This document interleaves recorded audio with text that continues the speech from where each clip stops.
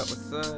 I'm getting the stream together as always, but while you guys are coming in, please just let me know where you guys are from, where you at. I'm gonna do a little quick little stream. I know everyone's been talking about it. Been kind of sitting on the topic a little bit. I wasn't 100% sure, but a lot of stuff came out on Twitter and Instagram. We got an interview on YouTube. So, you know, might as well talk about it. We're here, right? What up, angry casual fan? Roberto Thompson, what's up?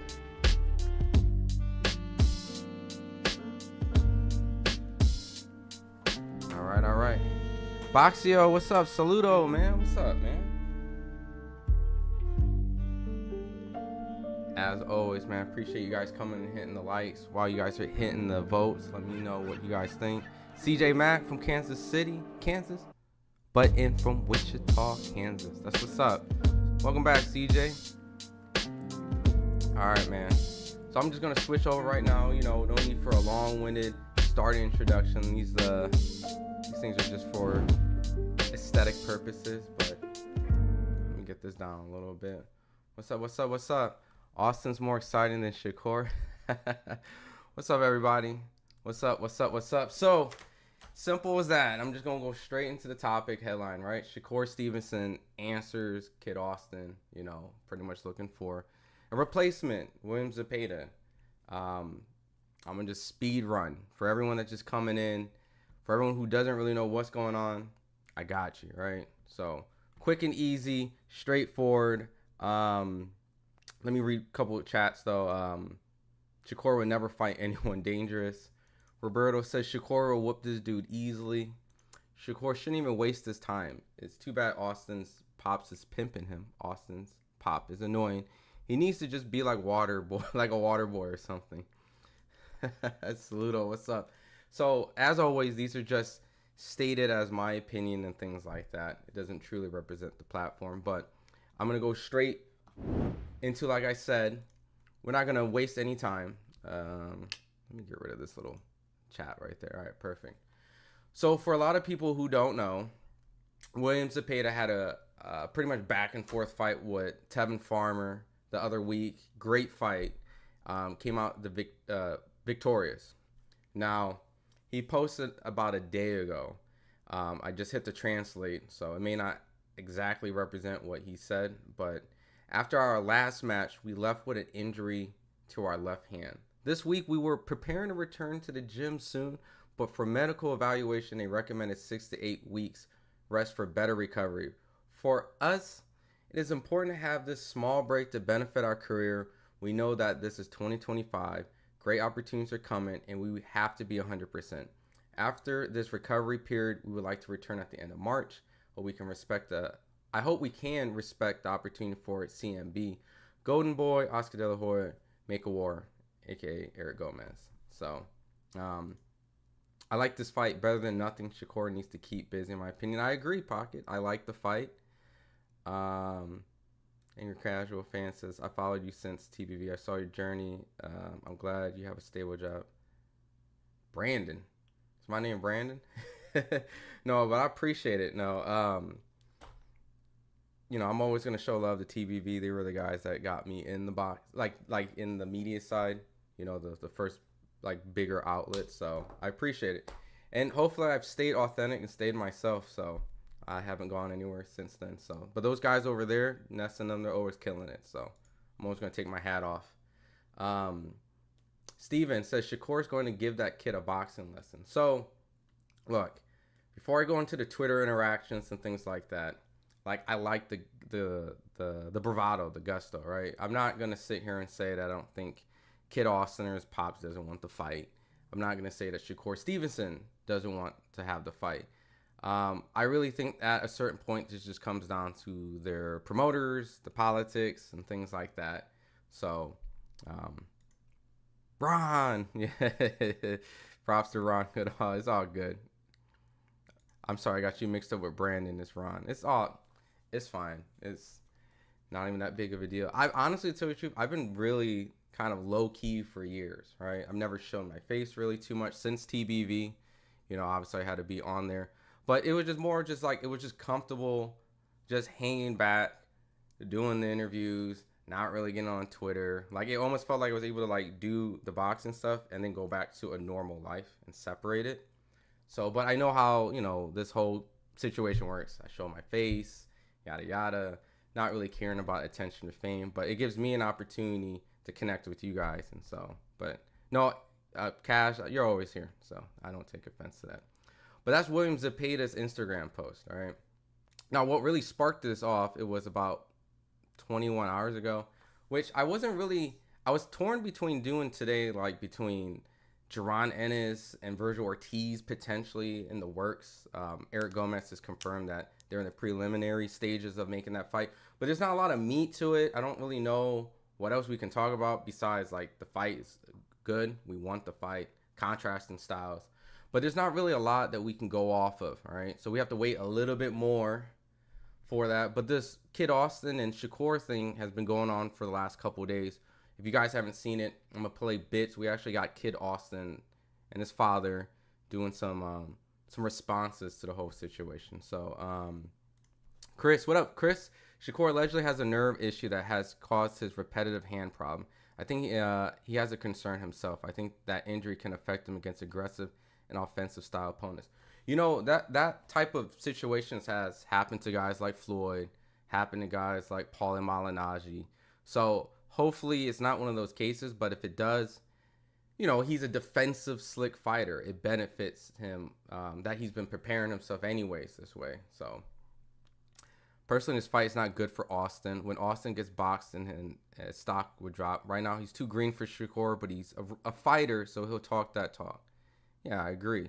And then, like I said, this is nothing that I'm, you know, I think I'm pretty fair, right? I'm not here to bash or say anyone's ducking or whatnot, right? I feel like politics is going to get in the way at some point, all right? So I'm just kind of walk you guys through the timeline in case you guys didn't really see it.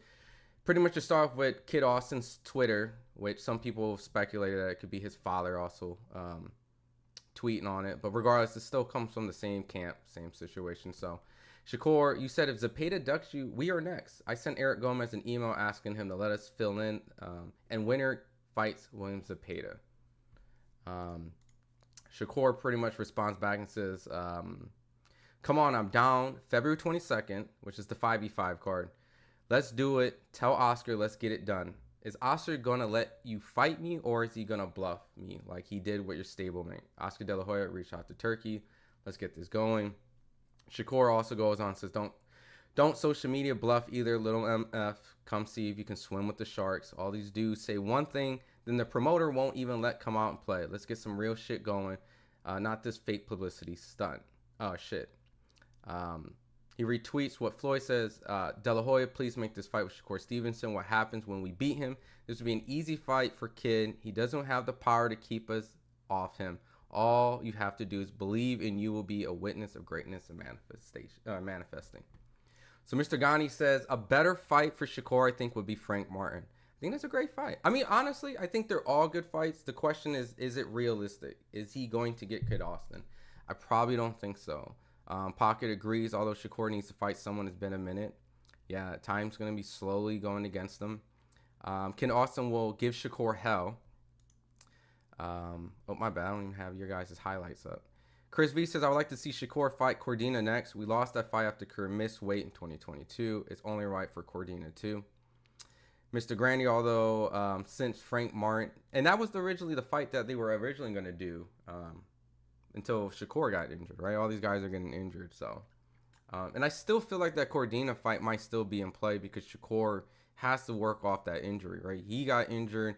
Do you put him right away into another opponent that could be potentially tough? All right. Mr. Grind. Although since Frank Martin lost to Tank, he may not want to fight in February, but I like the fight. Frank Martin might need a potential tune-up. So Shakur is a joke in and out the ring, Ron. I mean, he's kind of in a tough situation, really. I mean, you know, he was originally with Top Rank. He didn't get the fights that he was hoping to get, the Lomachenkos and stuff like that. So he opted out. Now he's with Matchroom. Still works with Jay Prince. So how they're probably looking at it, right, Kid and Shakur and Kid Austin, is that even though we're separate promoters, De La Hoya, Golden Boy, Matchroom, that we're still looking to be able to work together because we're both fighting on the same network as DAZN. And since they've already kind of talked about a 5v5 challenge between the two promoters, that's kind of what the February 2022 card has been advertised for a while. So William Zepeda has been a guy that's been talked about as a potential opponent for Shakur Stevenson. Zepeda has been the ranked #1 guy for all 4 belts. That's Branchek, Gervonta, Lomachenko, and Shakur. All right, so at any point, a mandatory from any of those 4, he's in the line for it. But, you know, the Shakur Stevenson fight seems like that's the fight that they've been preparing for, hence why they fought Tevin Farmer, a slick-style guy that probably would have helped him if he didn't get injured. What about Dennis Branchek? He's available, at least he should be. Well, Grandy, if he was still a Top Rank, there could have been a potential unification, but I already know that they're going to bring their up-and-coming superstar, Keyshawn Davis, to face Branchek. So Shakur really is kind of outside of being able to make kind of unification because Top Rank's not going to give him a unification after you left. Gervonta's Gervonta, right? Gervonta is going to be the one that makes the fight. And then Lomachenko is also with Top Rank, and we really don't know what's going to go on. So 2 of the belts is with Top Rank. And if Keyshawn fights Branchek, Keyshawn and Shakur aren't going to fight each other because they actually have a legitimate close bond. So that rules that out. So really, Shakur is looking at guys like William Zepeda, Kid Austin. Maybe if he's able and lucky to get a Gervonta Davis fight. But that's where Shakur's at. That's his kind of realm. He's hoping to get what he feels is his mandatory. And if not, someone else. So I don't believe Shakur. He ain't fighting Kid Austin. He's fighting Kambosos. Kambosos did go over to Matchroom. So, you know, he's a 140-pounder. So, you know, would Kambosos go over to Matchroom now fighting at 140 and then go down to 135? Maybe Shakur would have to go up 140. They've been also going back and forth on social media. Did Shakur not get big fights, or did he not resign to avoid the big fights? You know, I mean, I like to give someone the benefit of the doubt, right? I'm not going to just say this dude. I think ultimately he was hoping to get the Lomachenko fight.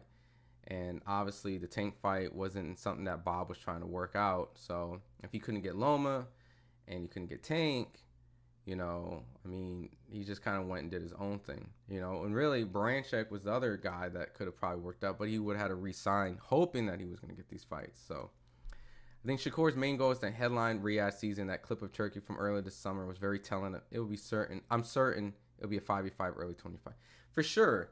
I mean, I think the 5v5 is definitely going to happen. I still think it's going to be Shakur versus Cordina, unfortunately. I don't think this Kid Austin fight's going to happen. I mean, look, I'm going to be pessimistic and realistic at the same time. This is a very awesome, ideal fight. And we have seen some 5v5 situations come to fruition. They're trying to get Jerron Ennis and Virgil Ortiz come together. If it does, that's great. But, you know, with Kid Austin's last performance, and I know De La Hoya and Golden Boy, they're really smart, all right? And I mean that like in a way where not saying that they don't believe in their fighters, but they know how to prepare fighters like the best of their ability. And the best of their ability is not going from that opponent that Kid Austin just fought and throwing right into Shakur Stevenson after you just gave your opponent, I mean your fighter, like a C grade. So I don't really see this fight happening. I mean, if they're not standalone fighters anyways, like they have promoters they got to go with. You know, you can already see, like I said, the tweets is Floyd Schofield's Twitter is asking De La Hoya, please make the fight, all right?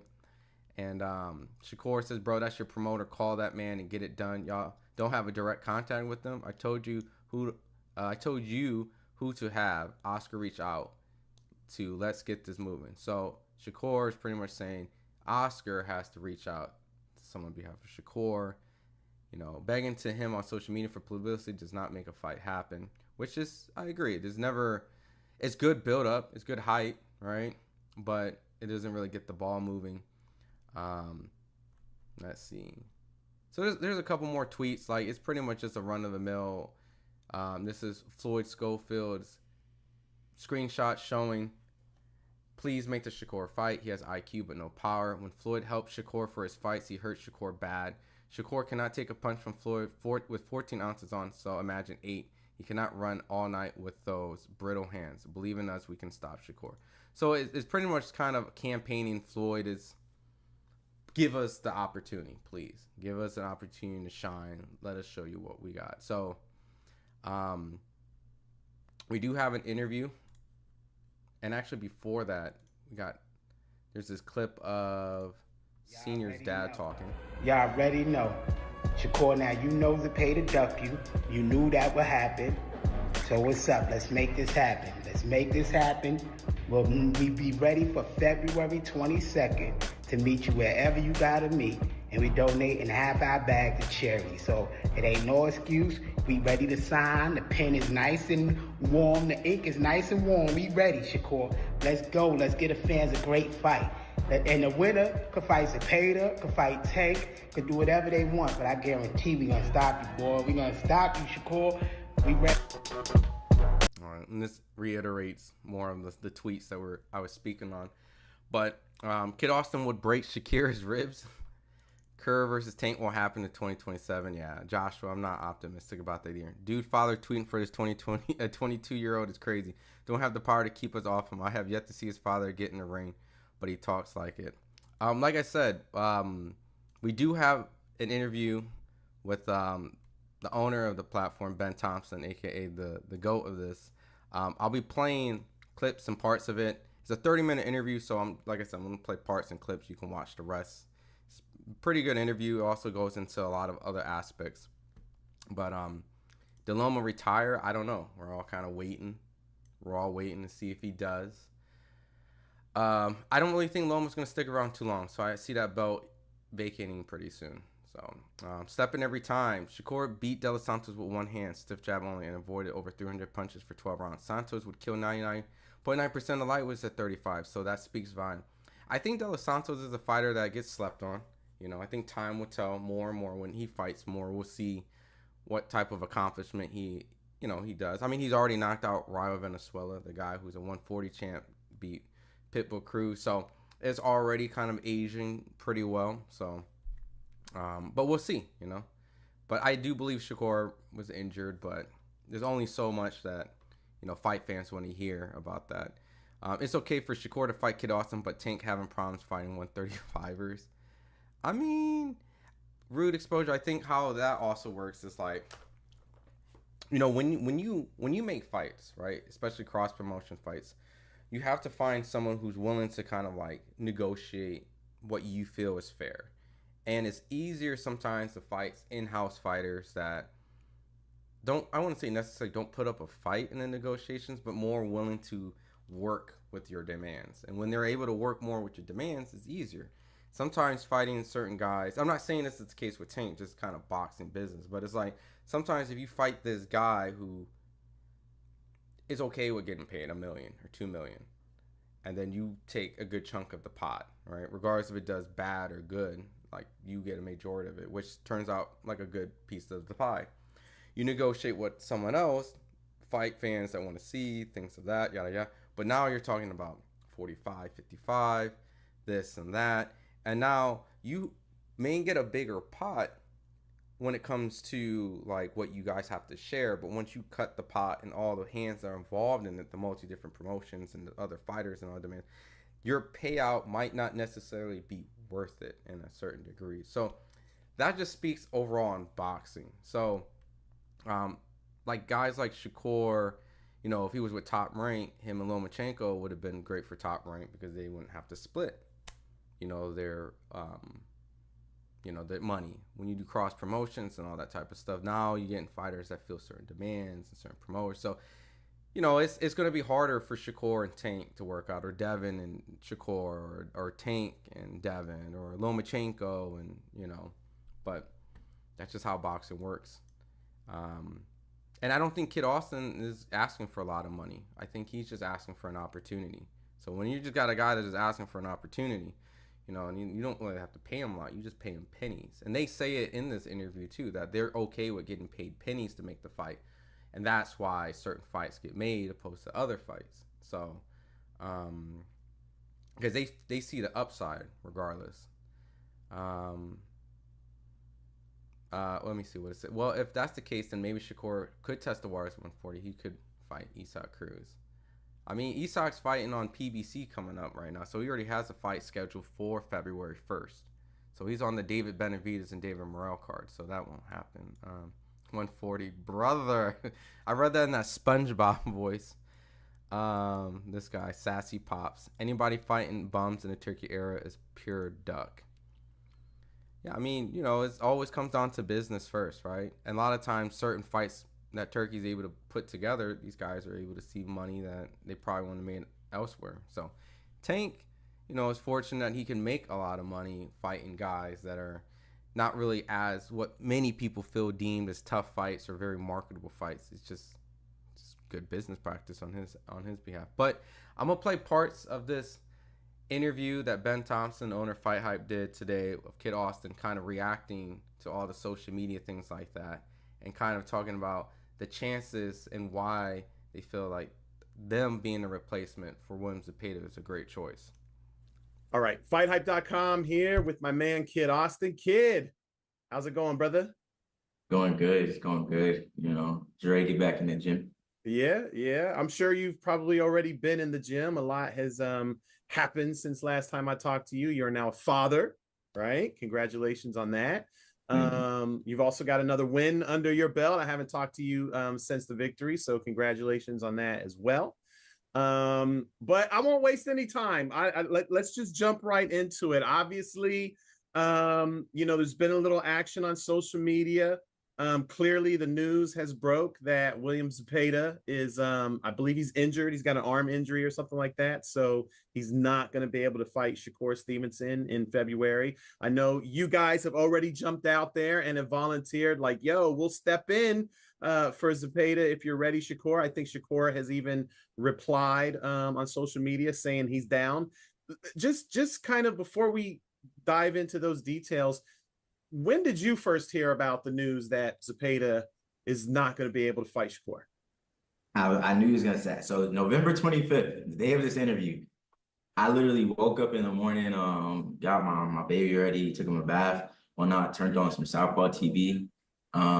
He's hilarious, one. I just say he is hilarious. But that's when I found out that Zepeda ended up hurting his hand. So I told my dad, but my dad had already knew. He already on it. So I was like, okay. So I remember Shakur saying we get to get the fight. It was Zepeda ducks or whatever. So now you gotta be a man of your word. I mean, how serious do you think that talk is? I mean, I know your dad was quick to jump out there. I know Shakur was quick to respond, but obviously we know, the business of boxing doesn't actually happen on social media. It happens behind closed doors. So I'm just curious, have you guys already taken steps to try and make that fight happen?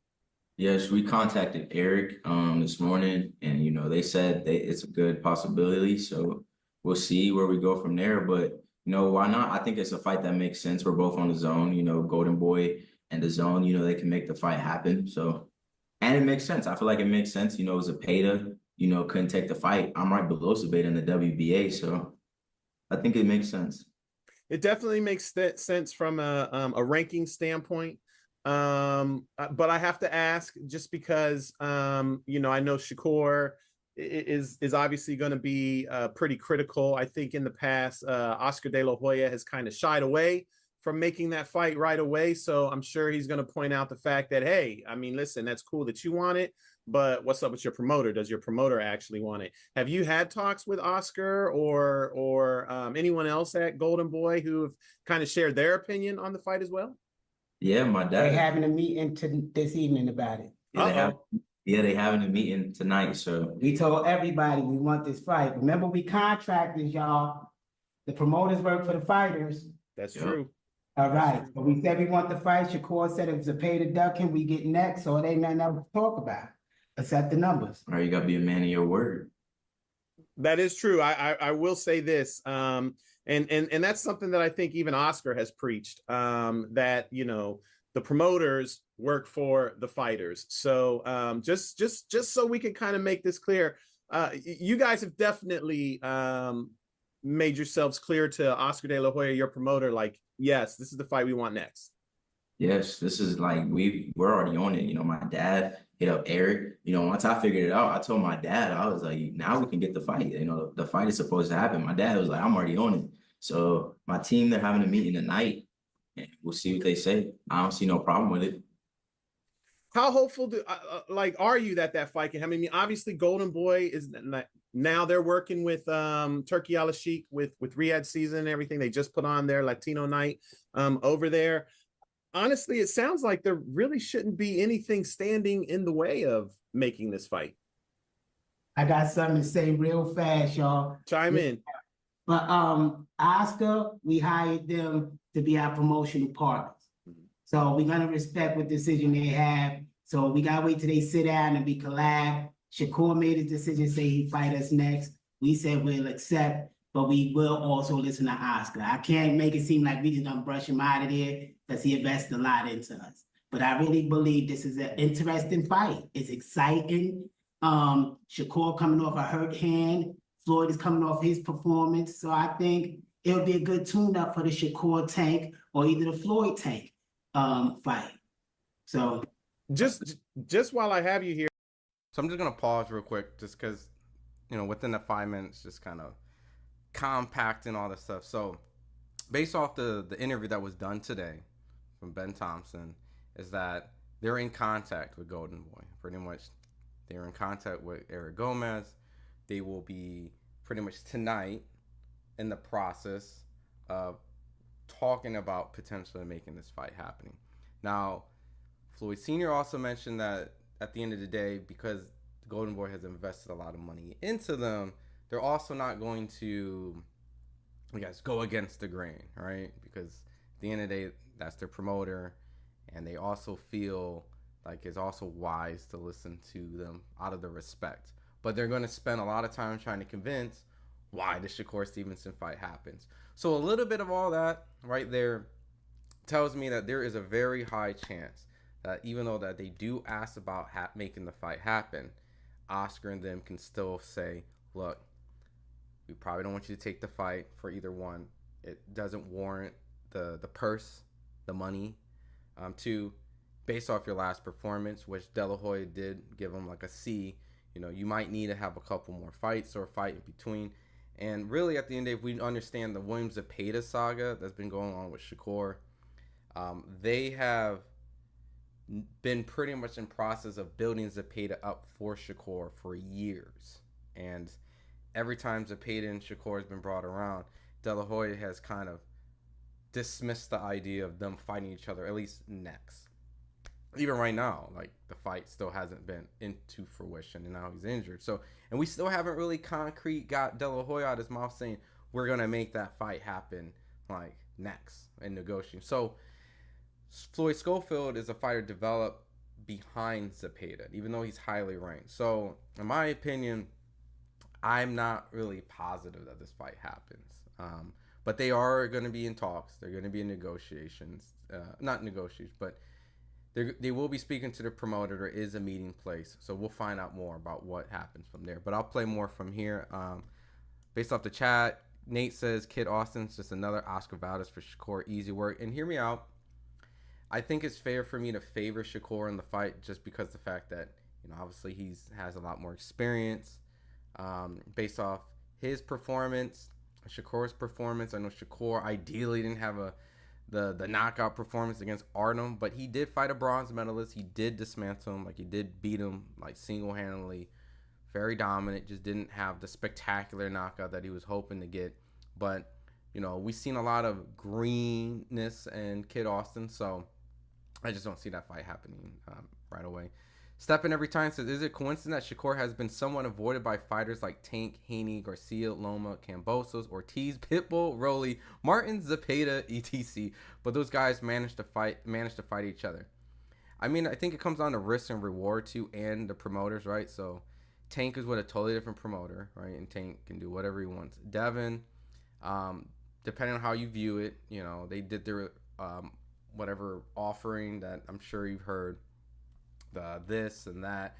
I'll give you this 25% for undisputed. Shakur's like, well, I'll just activate my mandatory at the WBC, and then I'll be next in line, and we'll go to purse bid.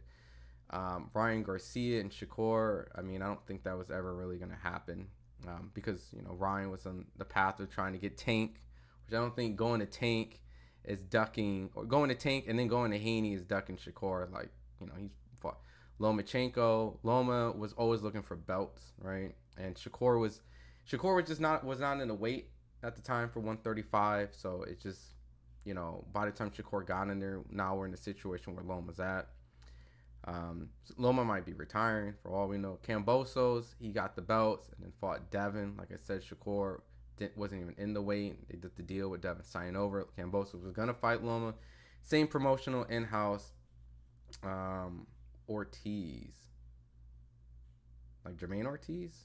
Jermaine Ortiz didn't want to fight Shakur, but you know, Shakur wanted to look for bigger fights than him. Pitbull, PBC, Rolling Pitbull, essentially in their eyes is a big fight. Frank Martin was a PBC fighter, so obviously PBC Tank, you know, this is easy. And Zepeda, you know, so going through all that stuff, it's like, yeah, it's very frustrating. I could break down why all those guys haven't fought Shakur and why they fought each other. Just Shakur just got to the division when you really think about it. And by the time he got into the division, he was essentially the mandatory for Devin, and Devin moved up, fought for a vacant title and got the WBC. And then now that's where he's at. So didn't re-sign with his promoter because he wasn't for sure if he was going to get the Lomachenko fight. And now he's hoping that his ideal mandatory, Zepeda, would take it. But Zepeda has 4 options. So, and now he's injured. So Papa Austin's really like that. If Schofield versus Shakur doesn't happen, Martin versus Shakur should happen. It originally was going to happen, but Martin ended up getting the Tank fight. So we'll see. But I'm going to play some more of this video. I'll read 2 more comments. Kid Austin's last performance getting dropped against a slow, flat-footed, run-of-the-mill Mexican did not exactly convince me that he can beat Shakur. Can he compete? Yes. Win? Nah. I agree. I think Shakur, by far, as a silver medalist, has already shown that there is completely different levels of experience. Even professionally, Shakur has a higher, better experience. So, but good energy from the Schofields. Yeah. And honestly, like I said, I don't think Shakur is not wanting to take the fight, and I don't think the Austins, like, they're clearly here saying that they want to take the fight. It's just a matter of, does the promoter actually actually go along with what they want? And they may find a way to convince them to a different route, which in this interview we can see that there's other potential options. But yeah, Shakur did hurt his hands. He's in the process of recovering it as well. Here, a senior, just touching on that real quick. You know, obviously there's a lot of things that could potentially derail a fight, right? Like, even though the fighters, you know, they're both willing to do it, there's still business that needs to be conducted. You still have to talk about the money. You still have to talk about the splits and all that. Is there anything as far as, you know, the finances are concerned that could potentially, and I'm only asking just because I know you made a video and you were like, we'll give half our purse to charity, you know? So which I was kind of like, wait, what? Like, I mean, that's very commendable of you to do that. But at the same time, I'm like, what? I'm not giving away any of my money. What are you talking about? So just having said that, is there a situation where potentially, you know, they could give you a low ball offer and you're just like, you know what, this is like, yeah, we want the fight, but you're not just going to do us like that as well? I believe my young wise son once said, we fight for legacy. We don't fight for money. How many people really be paying attention to me? Yeah. How many people got the opportunity to go for a world title? Like, the money gonna come regardless on what we doing, but that opportunity don't come all the time. And if it presents itself, I don't care. We have to take a pay cut. Let's make the fight happen, because what happened after we win that title? We sign our own checks. They got to give us what we want. So the money ain't going to derail nothing. It's just all in Shakur court. If Shakur really want to fight, we'll fight. And it will be a good, interesting fight. Yeah. Yeah. And entertainment. But I got to get back to this meeting. Y'all do your thing. That's what's up. That's what's up. So, kid, let me just get back to you real quick. I have to ask, why even do the fight? I mean, it's like, I know you're all about legacy, but you are still young. There's no rush whatsoever to jump in, you know, to a fight with Shakur Stevenson. Why would you even want to do that right now? I mean, one, like how I look at it is, back in the day, the fighters weren't caring how young they were. They were chasing for the legacy of greatness. And I feel like that's what I'm doing, you know. Yes, money's great. Yes, money, it helps you provide for your family. But, you know, if all that money gone, what you got after that? You know, so that's the main reason. You know, Shakur is one of the greatest fighters today, I think. But I just think, you know, I'm ready for that fight. And that's that. Like, I want to push myself to the limits. I want to see what I want to see what myself is made of. Do you think he is the best at 135? It's just, I mean, obviously not including yourself, right? Because I'm sure you have, you know. Right, yeah, I was gonna say besides me. Right. Pause real quick. Raphael, that's Ben Thompson. That's the dude that be doing the Floyd interviews and Andre Ward from way back. So, you know, he's kind of one of the influencers of all of us pretty much doing it. So, you know, Martin turned down the money fight first. The fight's more marketable now. Yeah, he did, because he was able to get a Tank fight. But it is bigger now, you know, because he fought Tank. So absolutely. Yeah, but yeah, that was a solid interview for sure. And honestly, like, I know that there's this kind of stigma with like the Schofields, but you can see it's just like they just are guys who want to get an opportunity to fight, you know, top guys. There's a little trash talking, but you actually hear how Floyd Schofield right here is stating that he thinks Shakur is one of the greatest fighters out. So he's giving him his flowers, and he just wants to test himself. So there's no shade there. And obviously Shakur, very competitive. He wants to fight. You know, he feels a lot of people haven't actually put their hands up and wanting to fight Shakur. So of course Shakur wants to fight him too. So so there is a lot of respect, and I don't think these guys are bluffing. It's just a matter of the guys in the suits, as Andre Ward would always mention. Are they going to get behind it, right? I'm sure the confidence of Eddie Hearn would be like, absolutely. It's the fact that, does De La Hoya and Golden Boy feel after his last performance that we can take someone who we're building up, investing, and put him in a fight like this, where in case he does lose, can we still benefit? And if not, we can take him another direction. So Cassius Shakur is not ready for any kind of dogfight. Top Rank protected him. Go see what Buddy McGirt said about Shakur being protected. Word? I gotta see it. What about Muay Thai? Is he available? I mean, he's highly ranked in a couple of these sanctioned bodies. So, but he's a top ranked fighter. I think they might move him for the IBF. So if Lomachenko is vacant, he might fight for that belt. Keyshawn might fight for the WBO, and they might do an in-house unification fight. So, I mean, I wouldn't think Raymond would go fight Shakur, knowing that Top Rank and Shakur split on the terms that they did. Didn't the WBC have to go through like 5 other fighters in the rankings for Shakur to get a fight at 135? Yeah, so like Pitbull didn't take the fight. Oh, my bad. I think it was like Ryan, Pitbull, Kambosos, and someone else, I think. And then it ended up being the Yoshino, if I'm not mistaken. So yeah, a lot of people didn't fight Shakur, but that's when Pitbull was looking to potentially fight Ryan, which is a bigger money fight. Kambosos just got done fighting Tio, Devin. I mean, giving him a break is respectful. I don't think Kambosos needs to go through the gauntlet that many times, so I'm not mad at him about that. And I think Zepeda also was a guy who was originally back then highly ranked and turned it down. So yeah, so it ended up being Shakur versus Yoshino at that point. Austin's a real deal. Yeah, I think they have a fair. I think they just, because his dad does the speaking at a lot of times for the child, and he's overconfident. Yeah, you know, you're a lot of people don't like that, right? He's kind of like the Haney's, or even I think at times other father-son dynamics. Teofimo's, I think Porter at a point, Robert Guerrero.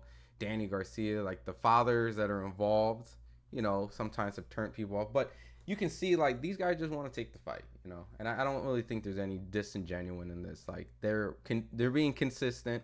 It's just a matter of, does their promoter prevent the fight from obviously not including yourself, but do you think Shakur is the best at 135? I know most people will point to Gervonta Davis, but just like from a fighter's eye, right? Like when you're looking at, you know, the fighters, I mean, you've been in with both of them, you know what, you know, both of their skill sets are like.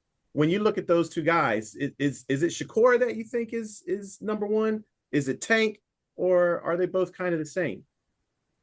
See, I don't want to answer that because you know they're both two different fighters. So I'll say if Shakur believes he's the best at 135, then he's the best. If Tank believes it, then he's the best. You know, I can't answer because we haven't seen them fight. I haven't seen them spar. I've never even seen them, you know, get in the range. So that'd be hard to go off of just because of the eye test. That would have to be more so them fighting each other. But I can say they're both great fighters. I mean, they're fighters that, you know, are high risk, high reward. So yeah, they're great fighters. They're great fighters at 135.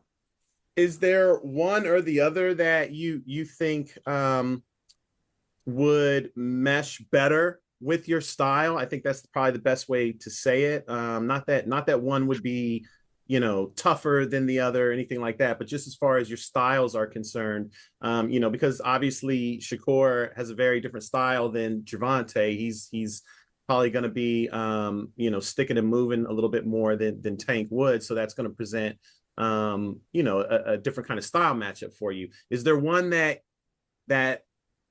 you know, you smile more at, I guess? Is it the Shakur fight, or would it be something? Definitely not. I know for a fact me and Tank will be way more exciting. That would be a fight the fans would be more anticipated for. I feel like just the Shakur fight would be a chess match. Yeah. I think Shakur fight would be more entertaining than Tank. What? Yeah.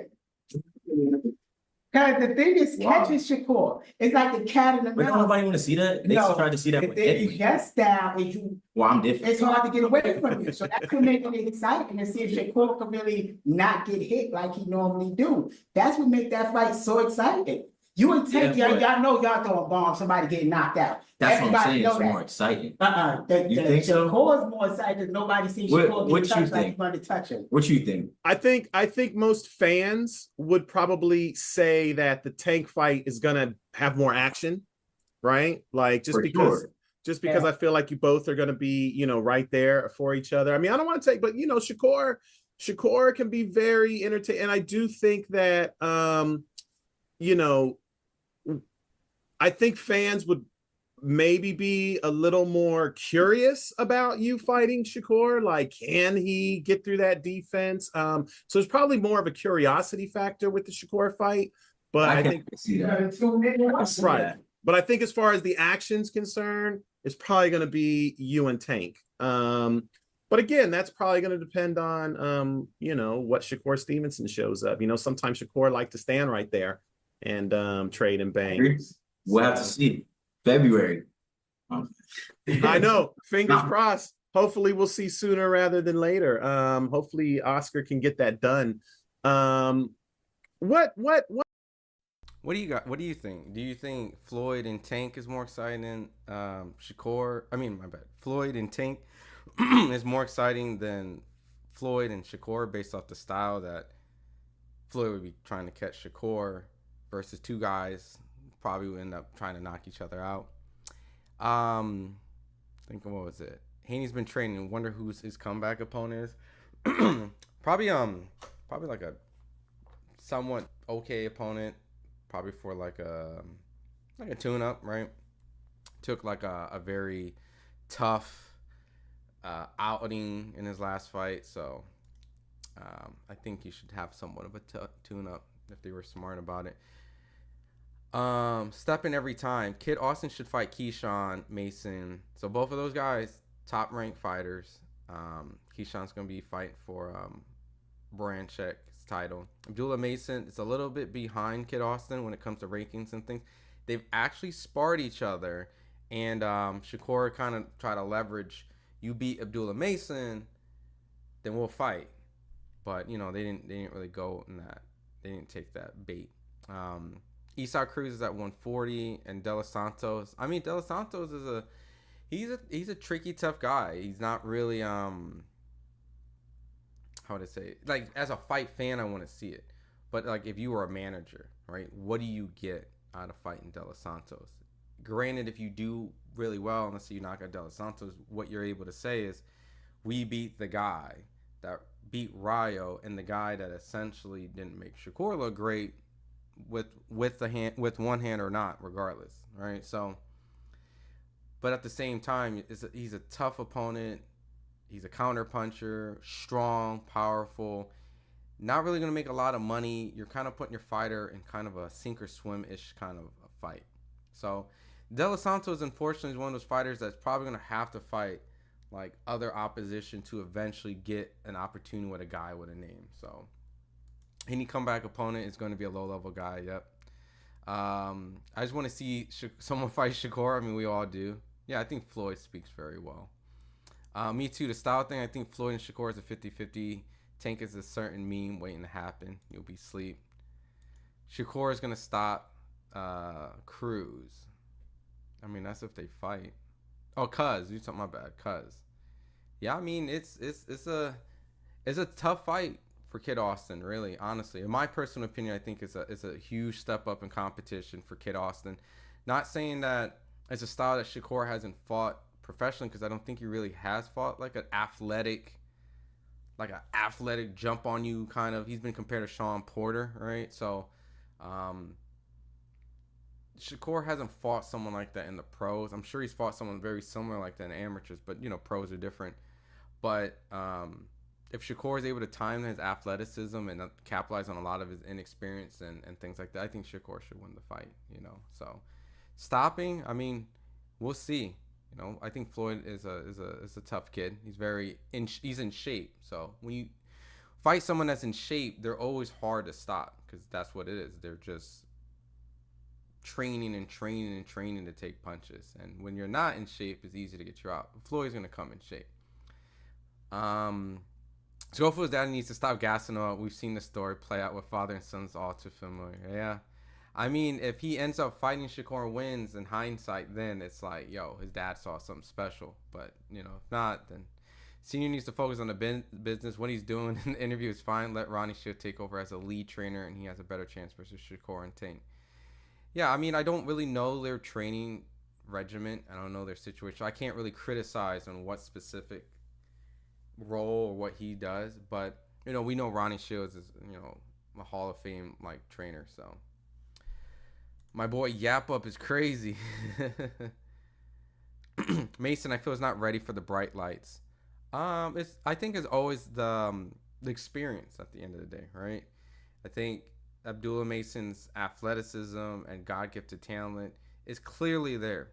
I think that he will be at the level to compete with these type of guys, and I think he'll be able to beat a lot of these guys. But at the end of the day, you have to slowly mature these fighters, because if you rush them too fast, certain things, like you said, the bright lights or the inexperience, not knowing how to handle certain situations. What we saw his last fight, he did get touched up, but that experience is going to carry over very well, because he knows how he feels in adversity, he knows how to handle it, and now has the confidence in case if he does, that he knows how to, we've been here before, know what to do. So all these guys, it's just an experience thing. I think Shakur's experience is by far more than Kid, and I think Kid as a professional, it's a little bit further than Abdullah, but not too much. They have sparred each other, so they are familiar with each other. But I agree that both these guys kind of still need more time. Floyd, I think, has headlined, I think, 2 main cards. One because of Virgil Ortiz had to pull out, but last fight was his actual main event. So, these things need to slowly happen. Let's see Schofield versus Mason first. I mean, I don't think Schofield wants to go backwards.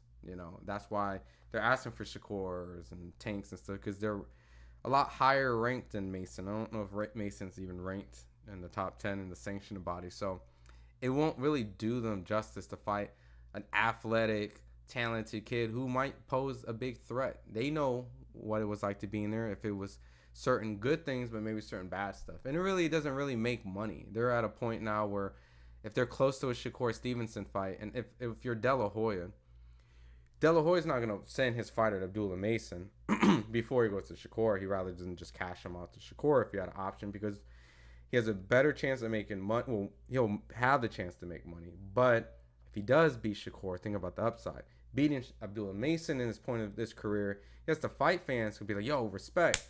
He beat a fucking phenomenal talent on the rise, but that doesn't really do anything. You know what I mean? When it comes to markability, casuals knowing his names, things of that. Like, you always want to chase upwards, not down, you know? And essentially, Abdullah is coming up.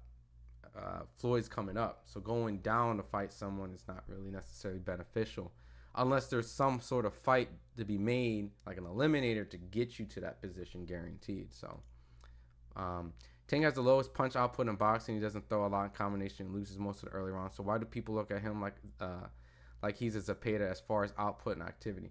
They don't look at him as output and activity. They look at him as his explosiveness, his shot selection, his power, his freakish athleticism, his ability to even box. You know what I mean? You don't really see it too much, but Tank has just shown that over time, regardless of rehydration clause or not, that when he faces guys that are bigger than him, punches harder than him, comes after him, yada yada, that he picks his shots very carefully. He's calculated, and he gets the job done.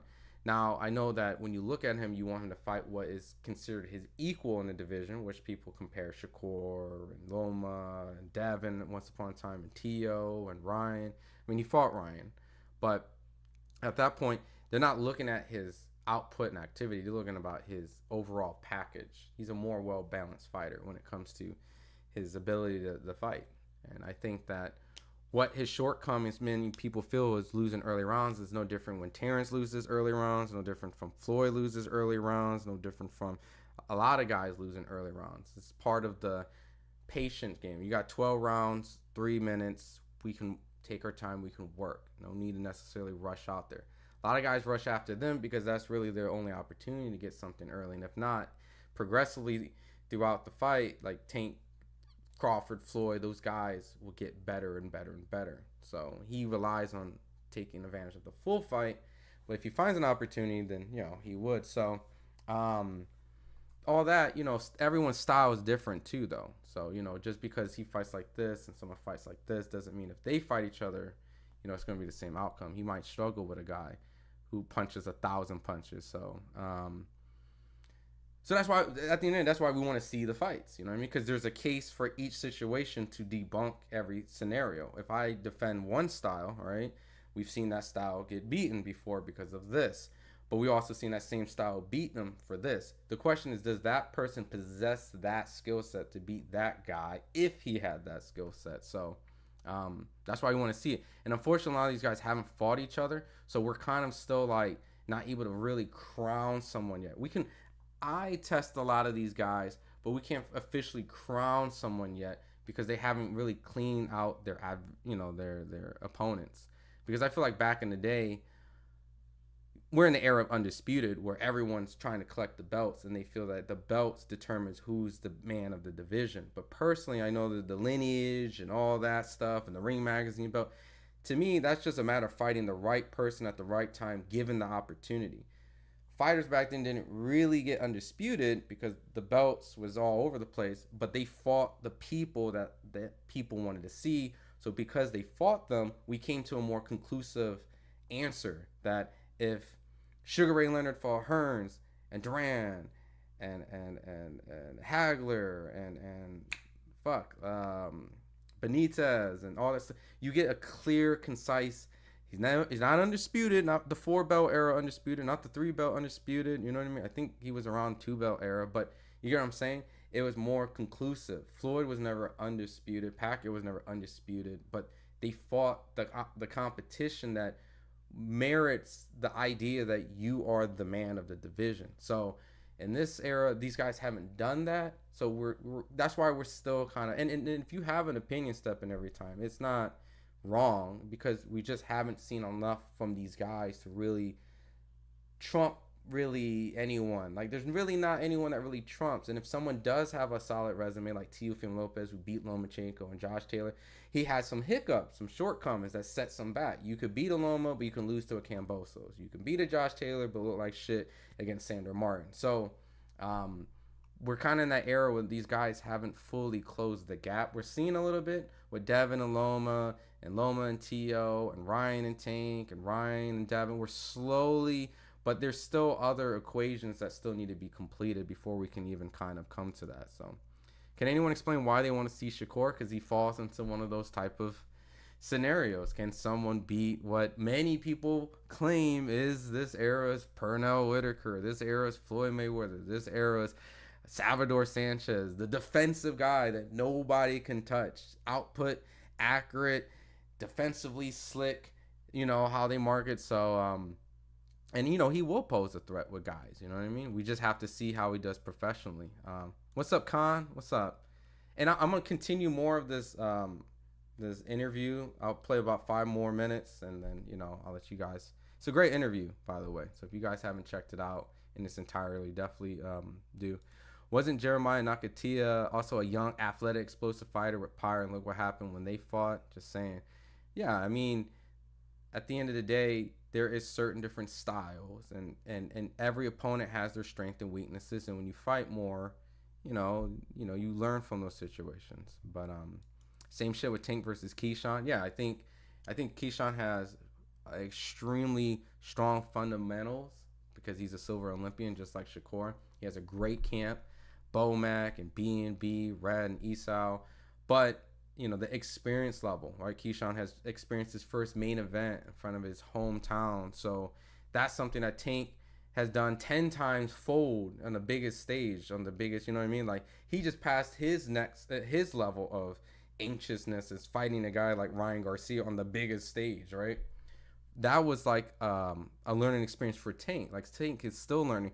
But Keyshawn just learn how to fight at homecoming. Not saying that his skill can't match, but, you know, that's all experience. Tank just got through fighting what's arguably one of the biggest pay-per-views in many years, where the whole world was watching, not just the boxing world. So Tank had to go through that type of anxiousness and anxiety, and he spoke about it. So when you go through those type of things, you get calmer and calmer, and those type of things do carry you through fights big time. So I think Keyshawn, skill-wise, is capable of competing. Just give him time. He hasn't won a world title. He needs those same type of developmental things that Tank was able to get. Schofield versus Martin. Yeah, that'd be a great fight. You know, but politics, you think Golden Boy and PBC is going to put it together. So, salute. How's Zepeda out when he just fought? I'm assuming he got injured. If you watch early in the stream, I pulled out his Instagram that, based off the Tevin Farmer fight, he injured his, I think, left hand. So in the injury in that, he got the injury in that fight. So now he's out. He's asking for March, which is another thing too, guys. I want you guys to think about it. If they're asking to fight in February, and Zepeda's asking to come back in March, granted, he might want to tune up because he want to test the hand out. So it doesn't necessarily saying that I'm ready for March to fight Shakur or, a top guy or opportunity for a title. But maybe you can ask, if you're Shakur, just to push it out a month and headline your own card with Shakur versus Zepeda, right? So there's that option. I haven't heard Shakur exercise the process of maybe just moving it out a little bit. But, they might not want to take a fight with Shakur if Zepeda's working off the injury. So between Tank and Shakur, it's like picking getting KO in less than 10 or embarrassing for 12 rounds. I think the fight would be competitive. I think they'll have moments. I think the fight would be a lot more competitive than you think. I think the fight would actually be very tit for tat. I think somewhere along the middle of the rounds they would separate. So I don't know if Shakur would be able to fully embarrass Tank for 12 rounds. I think that is underestimating Tank's ability to adapt, his athleticism, his counter-punching ability, his ability to make it a dogfight, and also knowing how to properly adjust for those very intense championship rounds. You see him in the Mario Barros get up and completely change his style. You can see his ability to read patterns like in the Leo Santa Cruz. Even though Leo threw 3 times, it's still, you're able to see his defensive skill and boxing ability when you hurt his arm in the Pitbull Cruz. I really don't see that fight at any point, even if Shakur won the fight, being a very 12 round domination. I think Shakur would actually have to show the world in that fight that he has dog. He has ability to get Tank off him a little bit, and surprisingly enough, buzz Tank for a certain period of time. Not like hurt him, drop him on his ass and shit, but buzz him enough to the point where Tank has to think a little bit. Kind of like how people always refer to Floyd, right? You know, if you notice, nobody just blitzes into Shakur, right? They don't. So he has enough respectful pop, just not that one punch that can end it. Now, Tank at any point from the first round to 12th round, I wouldn't be surprised if he was able to get Shakur, just because he has the X factor, the equalizer. But I think Shakur's defensive skills will prevent him from getting knocked out early, unless, you know, Shakur tries something different. So I think the fight would be pretty competitive, and I really think somewhere along the middle of the rounds, because Tank is a slow starter, will either take over later round, or Shakur gets past that, and then there's a very technical chess match where then you kind of start seeing Shakur having to fight a little bit with Tank and have little pockets of good exchanges, and Shakur is the one that kind of hits a little bit more and doesn't get touched as much. But, you know, Tank is going to be very explosive, and I think the fight would be a lot better than you guys think. I don't think it would be a 12 rounds of just boringness. I definitely think there would be moments. And even if Shakur was able to box him consistently 12, I think Tank will have a moment where, you know, fight fans might be on the edge of their seat, because, you know, you're talking about a very elite counterpuncher who ultimately always finds a great way to land good punches. So I think it's a great fight. It's personally in my top 3 must needed fights in boxing. Like, I need Canelo, David Benavidez. I need Tank versus Shakur, and ultimately, I think this is not like a fight that glamorizes the state that they're the best of the best, but we're long overdue for Wilder versus Joshua. We need that. I see Wilder versus Joshua, I'm jumping out my seat. Like, I'm gonna watch it. Like, that's about fucking time, right? So, that's my guilty 3, right, personally. But a Devin and Teo makes it in there as well. And ultimately, I think also we might get Boots versus Virgil, which might be like a really, really necessity fight for the next big star, young big star. But let me read through the comments, and I'm gonna play more of this interview. I know I've been yapping a lot, so the fact that we know Shakur regularly spars Bud Crawford, I don't think there's anything Austin can do to beat Shakur. The only guy at 135 potential to beat Shakur's Tank, in my opinion, and that's my take as well. Maybe a younger Loma will pose a threat, but, you know, we've kind of seen Loma over time slowly kind of lose his ability to compete with these guys. I mean, he can compete, but, you know, like, dominate. You know, he's going to be in a tough fight, each one of them. Austin ain't going to fight Kerr, I'm calling it. Yeah, I don't think the fight's going to happen. I think Oscar's going to probably, but we'll see. Might wake up this week and be treated with something great, you know, with a 5v5 poster, and you see Shakur versus Kid Austin. Because remember, once upon a time, this existed. This was kind of supposed to be the test for both these guys. Remember the first time that the Mike Tyson and Jake Paul fight was originally announced? Yeah, what happened to this Julio Chavez and Darren Till fight? That didn't get rescheduled either on it. But originally, for the Tyson and Jake Paul fight, Ashton Silva and Floyd was supposed to fight each other. We were really excited for this fight, but Ashton Silva got knocked out by Lucas Baldy, so it kind of changed the dynamic. So, yeah, so anything can happen. But, boom. Tank. Realistically, Shakur should rematch De Los Santos to prove that he can fight with power punching southpaws after his horrendous performance last time around. I think the fight fans, honestly, and it's not saying that he has to, but I think the actual boxing fight fans would actually kind of give Shakur, I think, a lot of props and a lot of praise if he decides to fight De Los Santos to essentially prove and right his wrong of the idea that I gave a boring fight because I was limited to one arm, right? Granted, he was this tough puncher that no one saw. He was a tough guy that I don't think I'm getting credit of fighting, because he did knock out Raul Venezuela. He's a 140-pounder champion now. Who beat Pitbull. I think at a certain point, I think if he did decide to fight De Los Santos, I know that it's not the sexiest name, but I think fight fans will respect and understand like what that is, especially if you're claiming that no one wants to fight you and things of that nature. I think De Los Santos would actually be a really good fight for Shakur. I don't know if it's going to be an exciting fight, but it gives him an opportunity to right his wrongs. So I personally, selfishly, would love that fight. The difference between Whitaker and Shakur is that Sweet Pea would close the show and always throw punches, whether it was off the back foot or front. I know early in Sweet Pea's career, before he moved up weight, because it's harder to knock people out when you get bigger and bigger, i.e. Floyd, he was a knockout artist. He would definitely put himself also in very vulnerable situations that would make things very exciting, but his athleticism was just godly. Like, his defense was, the way he would defensively move wasn't defensively responsible. It was like he was just defensively gifted, and the things he would do is put his hands down and then dodge everything, opposed to do the minimal movement and slightly get out the way just to show that, like, you can't. I mean, it's good position for a counter punch. You slightly move out, but it doesn't razzle dazzle as the guy who's taunting and putting his hands. Like, Purnell was a showman when it came to his defense.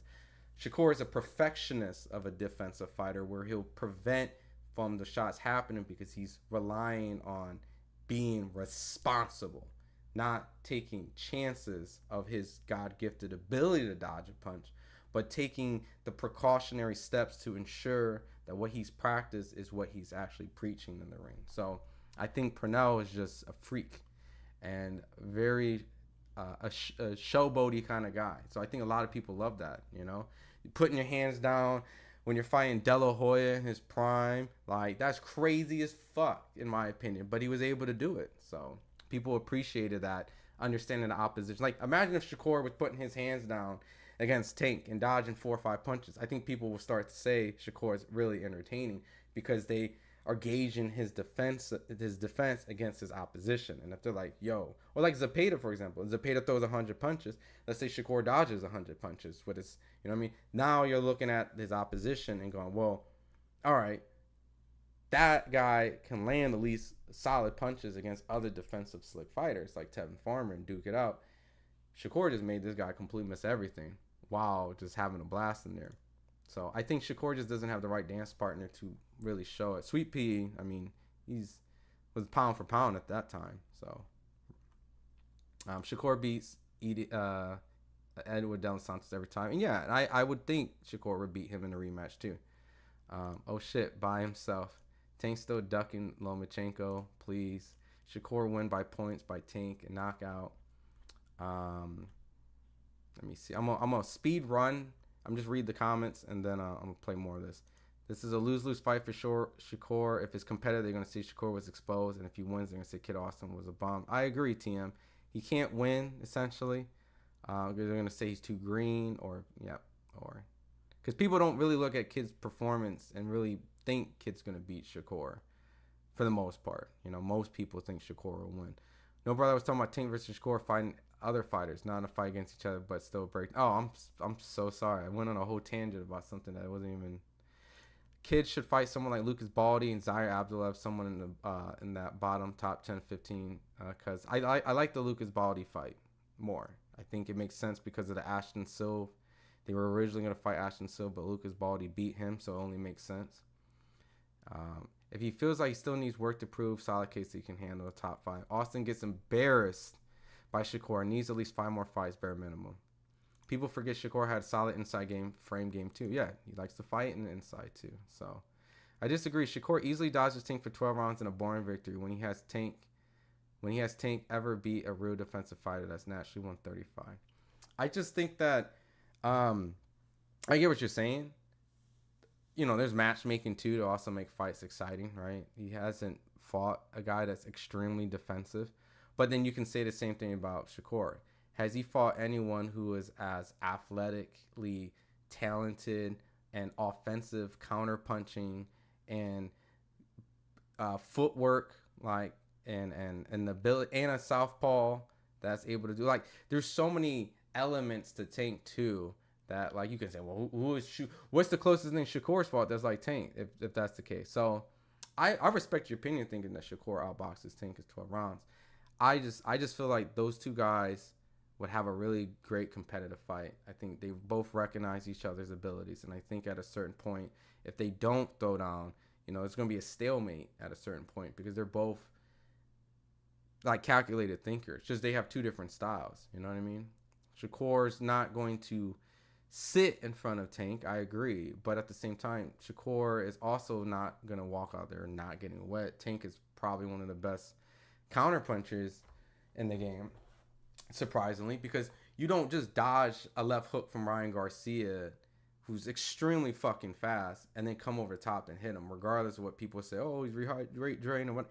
To be able to read that, dodge that, and then come over the top, like, I think, you're sleeping on Tank's ability to also capitalize on behaviors and read stuff too. So at the end of the day, I think it's a great fight. And, I wouldn't be mad if people saying it's a 50-50, I think right now I might slightly edge Tank, but that's just only because of, I don't know what Shakur's hand situation. I don't know, I just don't know how he would kind of, because he just got injured again. You're talking about a guy who got injured, then fought, and got injured again, and hasn't fought.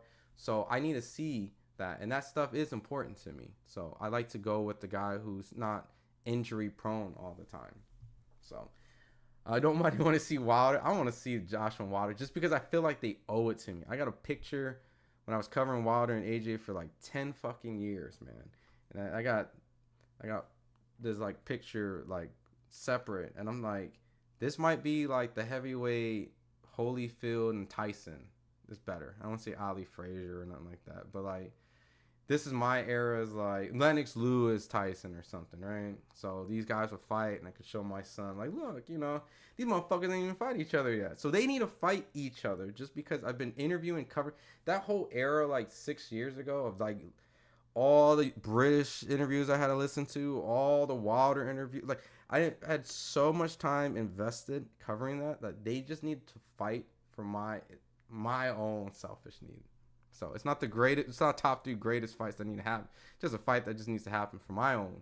And I think everyone would get up to watch the fight, because they're both kind of in the same situation now, right? They're almost equal footing now. So Tank versus Shakur would never happen. I'm willing to bet money on. That's fair. That's 100% fair. I agree. Perform or fold. I had Schofield beating H2 if that happened. Yeah. And I think hindsight now, I think it's more clearer than ever. But styles make fights. Baldy is a strong counter puncher, and maybe he got one good shot in, because Baldy was getting his ass kicked. Shakur's defense is better than Sweet Pea and possibly better than Mayweather. Damn. Yeah. Well, look, Balenciaga, if that fight happens and he goes 12, you called it, man.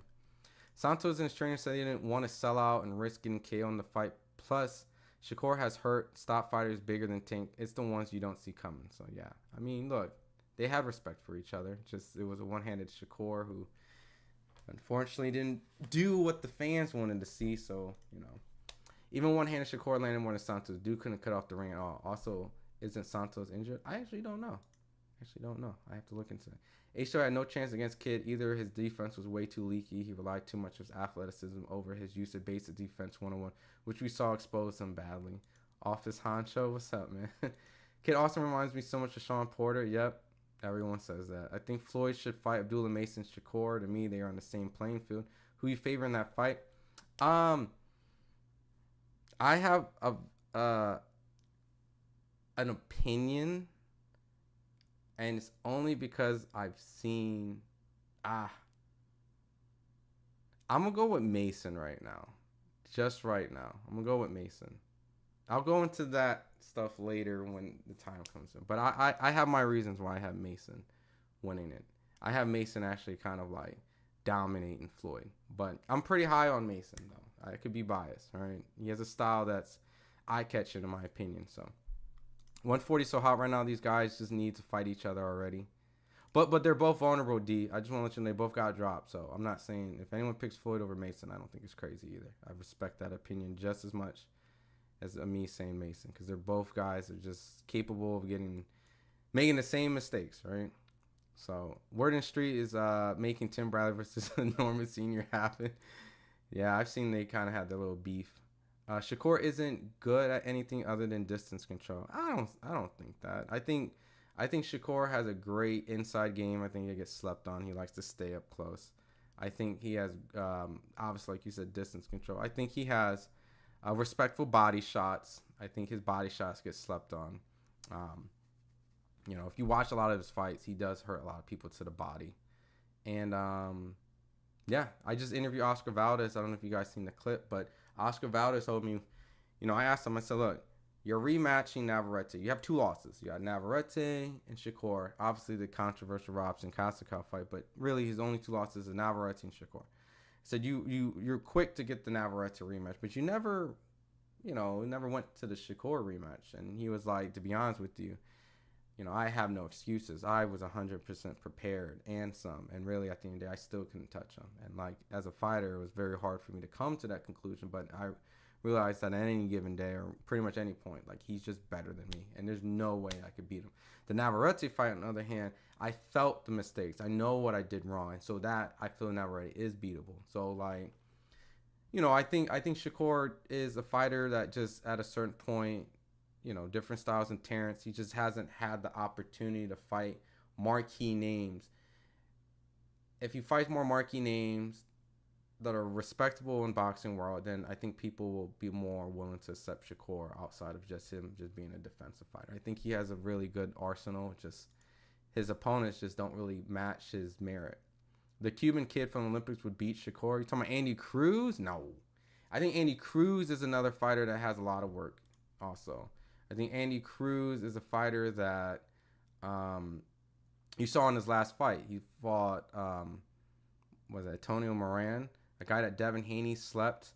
He got hurt by him, which granted, once again, it's boxing. Just because this guy hurt this guy, and I'm not playing that math, but you saw, like, a lot of offensive and defensive things that may have worked in amateurs getting points. This is just different in pros. He just needs to tighten things up, and I think that he's too loose. He relies on athleticism very well. Him and David Morrell are very similar. Offensive, athletic Cuban fighters who are very flashy, great amateur background, but didn't really give us a great performance in the last fight. So we'll see how. Plus, his rivalry was with Keyshawn more than Shakur. So. Or it's for sure Makisha, not Shakur. Closest thing Shakur fought like Tank is De Los Santos, which is why I like to see Santos versus Tank. I guess but they're so different. I can't even compare De Los Santos to Tank. Like, De Los Santos never pressed him with a high guard, never had slippery offensive counters. It's never shown a crazy uppercut. Tank has vicious uppercuts. Fast twitch muscles. I mean, Tank is, I don't know, man. I feel like I'm defending Tank and Shakur so much in the chat. I think it's a great fight. I feel like I'm trying to, like, look at both, and I feel like the chat's not giving either side enough credit. I think the fight is merit. It's kind of like that's I think, to me, that's the second most important fight for me to watch. Canelo and David Benavidez is like humongous because we're dealing with kind of like a culture, right? Not saying Tank and Shakur doesn't, but when you think of Canelo and David Benavidez, you think of like the essence of boxing. You're thinking of the guy who was, and I mean culture, not like Mexican and black culture. I'm talking about like the essence of the pound, like one of the pound for pound guys, right? People still put Canelo top 5, top 6, proving over years of dominance, that he can take on what many people feel was too much. You finally met your match. Granted, Bivol was that guy, that kind of showed it. But reasonably speaking, David Benavidez was in your weight class. So that's why it's like this 175, this guy's too big. But David Benavidez is like, he was your mandatory. And he's the boogeyman. And you're Canelo. And like, that is like boxing. Like, that's when Floyd fought Canelo. That's like when De La Hoya fought Fernando Vargas. That's like when, I don't know, Bernard Hopkins fighting Kelly Pavlik or Antonio Tarver. Like, kind of a fight where you can always look back and be like, yeah, the Triple G fights were kind of close and all that, but he fought David Benavidez, and David Benavidez win is aging very well over time. Like, so I think that's why it's my number one. But you can't tell another man he isn't ready for what he feels he's ready for. Yeah, I agree. It's up to these guys. 5-6 years ago, Wilder would have beat Joshua Knife, but Joshua KO badly. I don't even know who the fuck wins. And I first said Wilder, then I said Joshua. Now I don't even know. They just need a fight. If Shakur says he can wash him and show us, if Kid Austin feels he can stop Shakur, then fucking show us. We want to see the fight, right? MVP. The only thing is, it's really at the end of the day is they're handlers, right? The fighters want to see it. I'm not saying Shakur doesn't. Look, Shakur and Kid both verbally agree they want the fight, but can they convince the people in the suits that run their career? Because they're the ones that are ultimately going to be the ones that make the decision where they go. And Shakur's not going to not listen to Jay Prince. And at the end of the day, as much as the Austins try to convince Golden Boy, Floyd Sr. in this interview that we just watched said that we're also not going to go against De La Hoya because they have invested a lot of time and energy and money in us. So because of that, we will respect their decision as well. So I need someone to actually explain what Shakur did at De Los Santos fight that makes you cause casual. Are you referring to someone in the chat, Kaz? Shakur overrated as fuck. He always looks like trash. What up, Mexican boxing? I don't think he always looks trash. I think once he gets an opportunity of a guy that actually has a name and people are interested, we'll actually be able to properly, for the first time, truly assess his ability, right?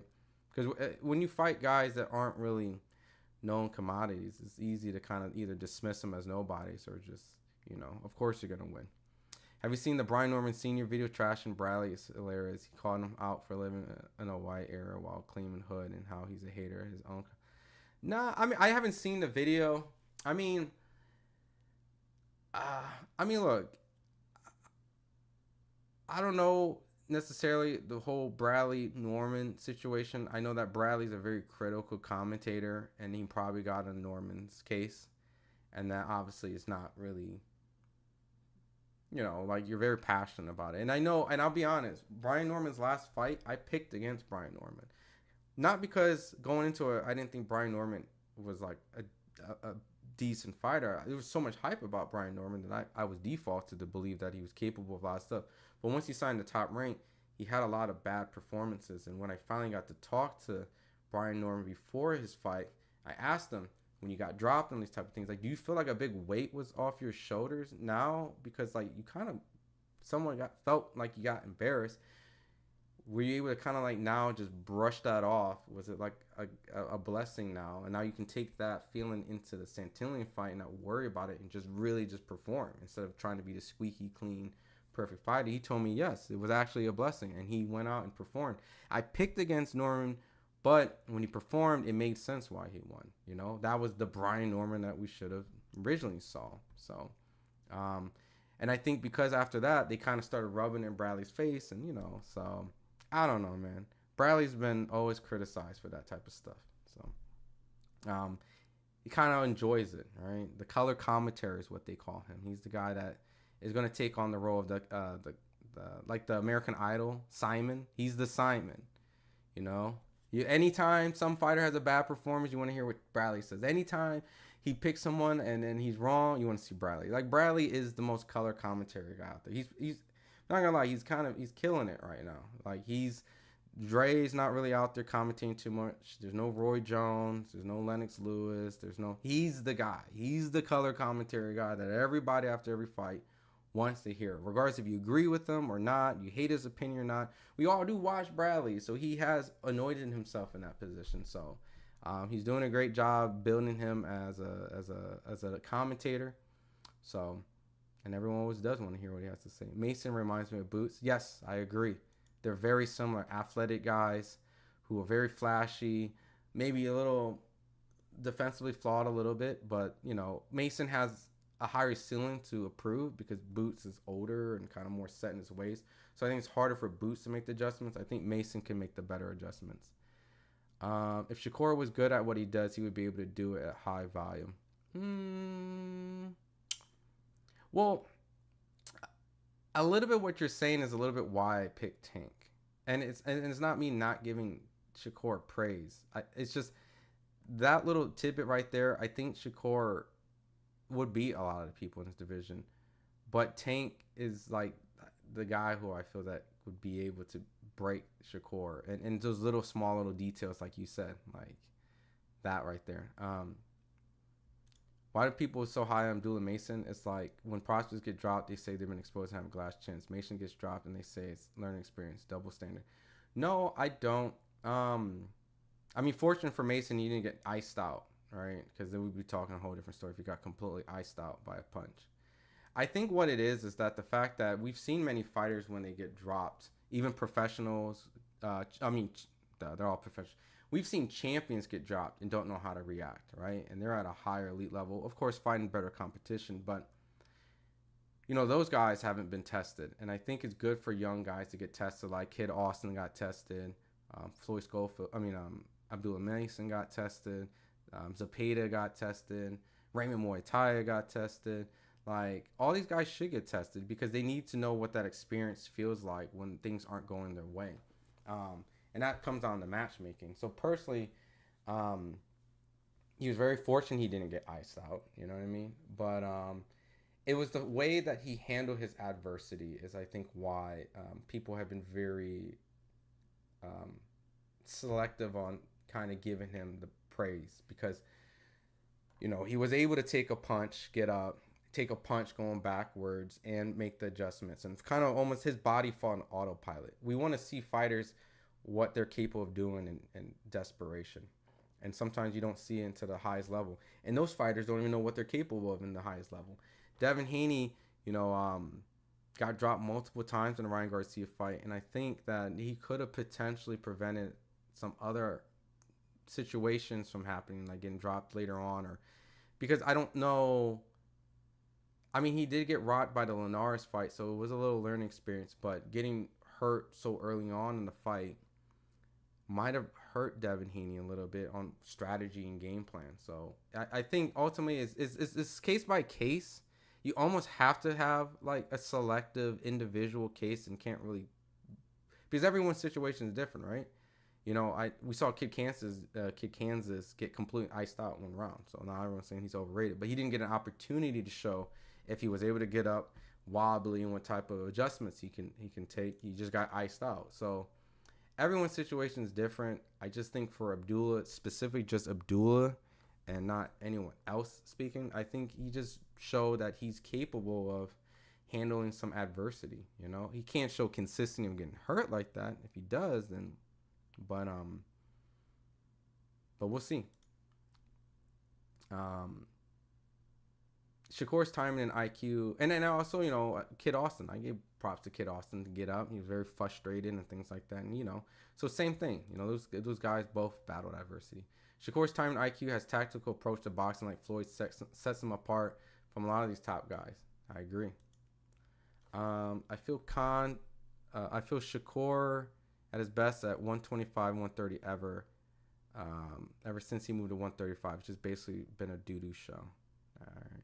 I'm going to play probably 5 more minutes of his interview, and then I'm going to get back to the chat, and then well, I know we'll wrap it up. Your dad also said, you know, and again, he might have just been promoting the fight, but he made the comment that you would stop Shakur. Is that, I mean, look, obviously I know you believe in your power, and you're you know, you probably feel like you can stop anyone as well. But is there something about Shakur Stevenson that, like, you feel like maybe something you guys saw or experienced or just something that we don't know that makes you feel like, yeah, we could definitely stop him? I feel like any fighter going in there feel like they can stop anybody. I feel like Paulo Malignaggi winning fights thinking he can stop people. Facts. I'm just confident in my training, my dad's game plan, my power.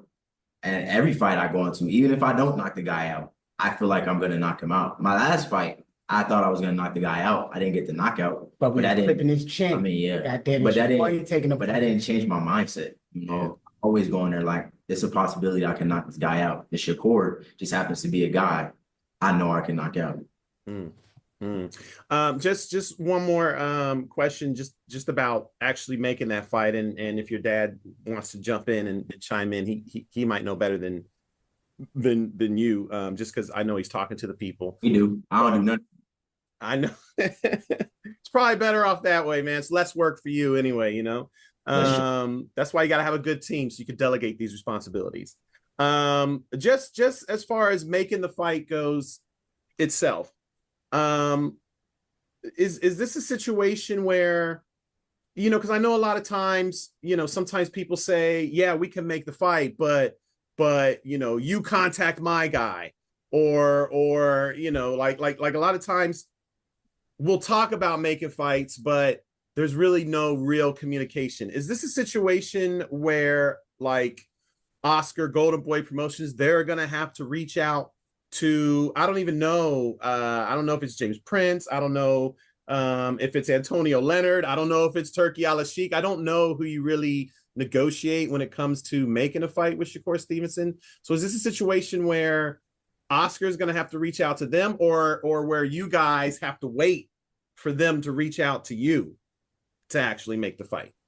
Because I'm guessing, I don't know if anyone's actually reached out to you guys yet. On Oscar department, I would say Shakur got to reach out to Oscar, because Shakur is the champion. He hold the belt, he hold all the power. If he say, I'm not fighting nobody but this kid next, and this kid is saying he want to fight me, and we number 2, they like we number 15. Zepeda was number 1, he got hurt. Shakur needed an opponent. Who else is he gonna fight? Keyshawn not gonna fight him. It's nobody for him to fight unless he's gonna move up to 140 butt kid.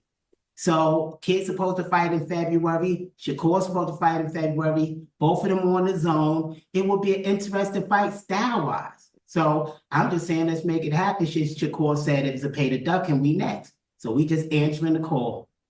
But thus far, you haven't actually gotten a call from them, have you? No, we spoke to Shakur. I know, but Shakur. We spoke to Eric. Eric said they're going to have a meeting. We spoke to Oscar. So there's nothing we could do then. After we tell them we want to fight, now whatever they do behind the scenes, that ain't my department. We hired them to do that with Shakur team and iron that out. Now that's on Shakur and them. We did our part. I put it all online so people could see for themselves that I contacted everybody I needed to contact. Gotcha. Okay, so I guess we're just in a holding pattern until the powers that be speak to each other and see if they can hammer something out, right? And to Shakur make a decision, because it's all Shakur. Well, He's the boss. He hold that belt. James Prince worked for him. That's true. The company worked for him. He's the champion of the world. He say, I'm fighting, set this date up. He made a 2-match deal. So he talked to Eddie Hearn. It's between him and Eddie Hearn. If Eddie Hearn says it's worth taking that fight, that is just as valuable as the Zepeda fight, Eddie Hearn is the last person to make the say. He won't give money to Shakur. So that's the ball is in their court. Eddie Hearn is the boss over there. So we waiting for Eddie Hearn to call Oscar. You know they kind of beefing, so we could do the Golden Boy versus Matchroom. It would be beautiful. We can make this an exciting event. What's today? Today's Monday, right? All right, so we got a couple days. We got a couple days before Clapback Thursday. So we should definitely hear something by Clapback Thursday. There should either be some positive news or some negative news by the time Clapback Thursday rolls around. That's what's up. Well, I don't want to speak on too many other things. So I want to, I know, we got our fingers crossed and we're hoping that something gets done with this Shakur fight. But before I do let you go, kid, I just want to kind of catch up with you. How's everything been going since that fight? I mean, obviously you got the W. All right. So, like I said, it's a great interview from Ben Thompson, the owner, FightHype. 30-minute interview. I played about half of it, 16 minutes. There's a lot of other great things that they speak about, like the Lucas Baldy fight, Tevin Farmer. Would you be willing to fight Tevin Farmer if certain things don't happen? So there's another solid 16 minutes. So definitely check that out. I think it's our last top video. Yeah, so you guys can just go right there to watch the rest. I just obviously wanted to play a lot of stuff that was basically on the Shakur potential negotiation. So what we can recap is they did reach out to Golden Boy.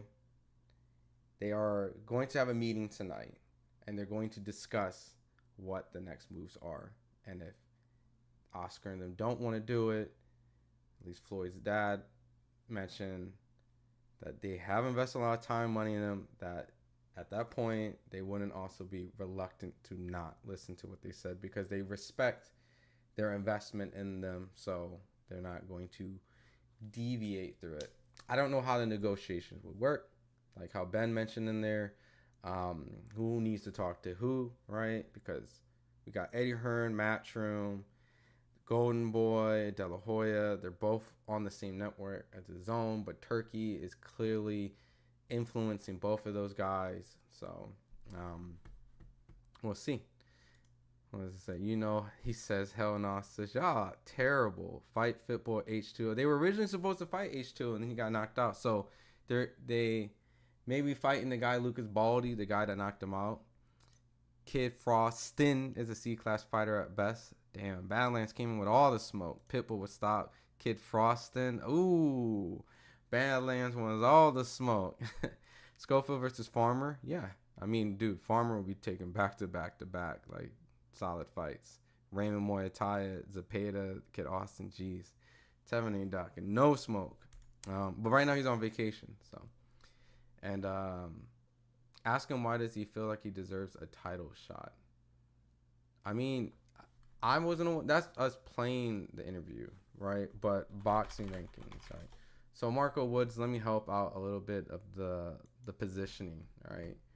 I understand like he hasn't really fought like a marquee name or accomplishment, but where they're pretty much at and how they're campaigning their situation is that Floyd Schofield in the WBA, I think, he's ranked number 2 right here. So he's number 7 in WBO. I don't even think he's ranked in the WBC. That's the ironic part, right? The belt that Shakur has. Yeah, I don't think he's ranked there. And Floyd Schofield, is he ranked in the IBF? So he's pretty much, 12. So he's ranked in 3 sanctioned bodies, and he's ranked number 2 in the WBA. So essentially, William Zepeda took a fight, right? Because William Zepeda was pretty much highly ranked in most of these. Keyshawn's going to probably fight Dennis Bernchek. Freeze him up there. Raymond Moyataya might fight Zaire Abdullah if Vasily Lomachenko vacates. And then WBC was supposed to be Zepeda and Shakur, but that didn't work out. You know, Tank is going to do what the hell he wants. So, but Floyd Schofield is right there for the WBA. So, granted, I mean, that's what the WBA is going to call mandatory anytime for Tank. But so they're kind of looking at it like, hey, we're ranked number 2 here. We're highly ranked. You just fight a highly ranked fighter, essentially what they're saying. So that's kind of why. So shout out to bro. Skull Dougie, what's up? Did you hear what Africa said about the 2 sparring sessions that he's seen between Tank and Shakur? Yeah, I saw the interview the clip that he did with Najee at Cigar Talk. It wasn't.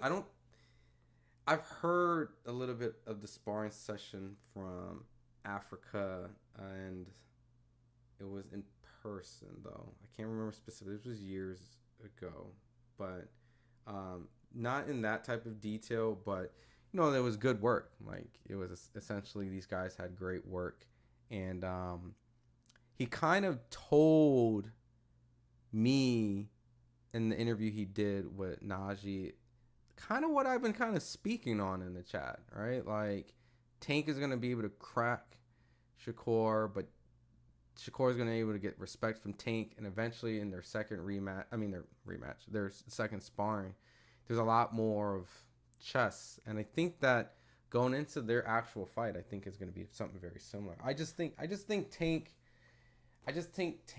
edges it for right now. My mind could completely change in a month, right? That fight I'm extremely fickle on it. That's why I want to see it, because I think for the longest time I was picking Shakur for the longest time. I think from the crack of dawn of that fight to sometime this year, I just changed my mind. Like I literally just changed my mind. Like I kid you not, I literally just switched. So it's one of those fights, you know, honestly. So we'll see. I hope it's not boring, Marco. Right? I agree. Son of Zest Trash minus with cash out.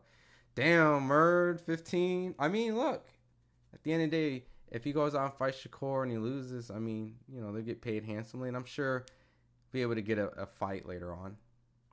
Take my strong hand. Gang, you look like Buddy off a scary movie with that little hand. Top Rank needs to stop televising prospects every week. I mean, who do they have? They're at a prospect building stage, right? Because let's go to Top Rank, right? Top Rank. Oh, let's see. Not that.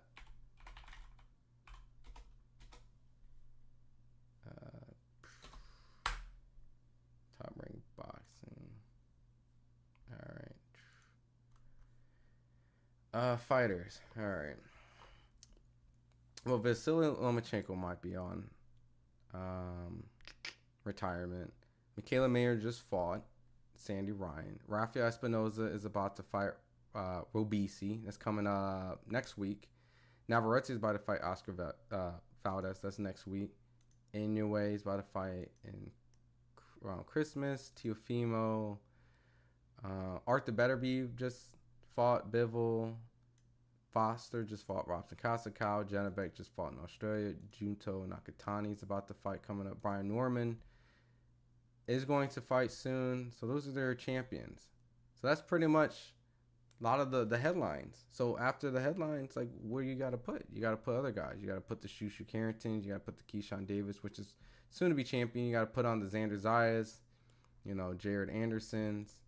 Like, they're kind of in a developmental part of their program. They don't really have kind of too many other opponents outside of these prospects. They're probably the prospect building promotional company. Really think about it, because PBC doesn't really have a lot of prospects.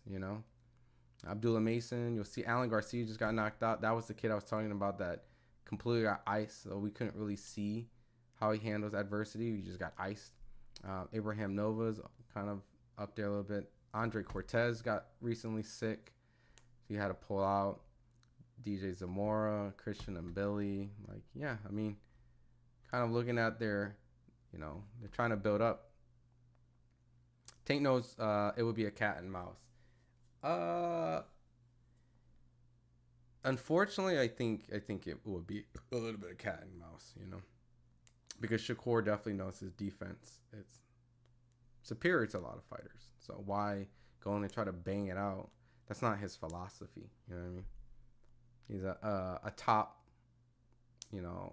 amateur silver medalist, so he understands the point positioning. But Tank knows how to get you out. ESPN pay Top Rank $96 million per year for fights. Top Rank puts weak shows. The contract is soon up and they won't renew. Mark my words. We'll see. I know that's going to be probably the big story coming up soon. So we'll see what Top Rank is going to do, because I think this is their last year, right? So very interesting. A lot of these promotional companies have went to different places. So nothing's the same. No Showtime, no HBO. If ESPN and Top Rank don't do anything, then, right now we got Amazon, we got DAZN. Strangely, we had Netflix for that one fight. Yeah, it's going to be really interesting what Top Rank goes. Dub Nation for life. Yo, what's up, bro? It's the guy at the Ritz-Carlton sitting down the day before Crawford fight while the black guy was talking your ear off. I don't know. Yo, what's up, bro? It's the guy at the Ritz-Carlton sitting down before Crawford fight while the black guy was talking your ear off. I don't know if you remember that. Where was this at? Dub Nation. What? The guy at Ritz-Carlton sitting down the day before Crawford fight. I've been to so many Crawford fights. The one that just happened in LA. The one in Omaha. The one in the Spence's fight. Madison Square Garden fights. The Cons. The Mean Machines. Jeez, I've been to so many Crawford fights.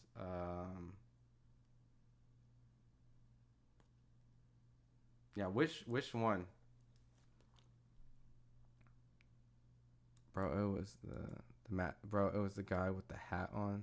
Yeah, Madrimov at the Ritz. Hold on, Ritz Carlton. Okay, hold on, Ritz Carlton.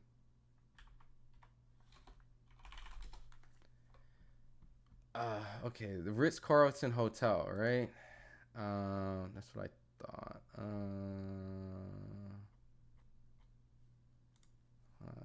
trying to jog my memory. Ritz-Carlton, Los Angeles. In the front lobby, right? What's up, bro? It's the guy at the Ritz-Carlton sent down the day before Crawford fight. The day before the fight, not after the fight. Okay, yes. So after the fight, I was with Bo Mac. Before the fight, I do remember someone talking to me. Was this when I was around Shushu's dad? The night before, I was sitting down charging my phone, and you and your buddy were talking to the older black guy, and he was like, okay, yo, okay, did I talk to you, or did you see me there? Because yes, I was talking to Shushu Carrington's dad, and I think he was against the wall. Shushu Carrington's dad was like against the wall. We were chatting, and this guy was a pimp. Yes, right by the bar. This pimp came up. Yeah. And started talking. Yeah, okay. So this pimp was constantly talking to us. And it was a very long-winded conversation. I think he was saying he had a Snoop Dogg, a whole bunch of hoes at like this studio. You should come by. You should bring a guy. Yada yada. Yeah, exactly, the pimp. Yes. Did we talk, or you just saw this all go down? Like he was criticizing my clothes and stuff. He was just like, you need to dress better, blah blah blah, all this type of stuff. And I just let him just talk, because you're only extending. It's only gonna extend the conversation. Like if you try to engage, you just kind of let them air everything out, and hopefully they find a way to go somewhere else. Some girl walked by, and that's what caught his attention, because we weren't engaging, and he just ran off. Yeah, I didn't say anything to that. Shit was funny. Oh my god, that shit was painful. He was trying to lecture me how to be, I guess, somewhat successful in life while I'm already doing what I want to do. It's crazy. Yeah, he was on the yay or something that night. He wasn't 40. That was well, I wish you said what up, so now I know a face behind Dumb Nation for life. But yeah, that's what's up, man. You didn't get to see me my best element, but yeah, that's funny. Were you just there to go to the fight, or were you part of a team or something?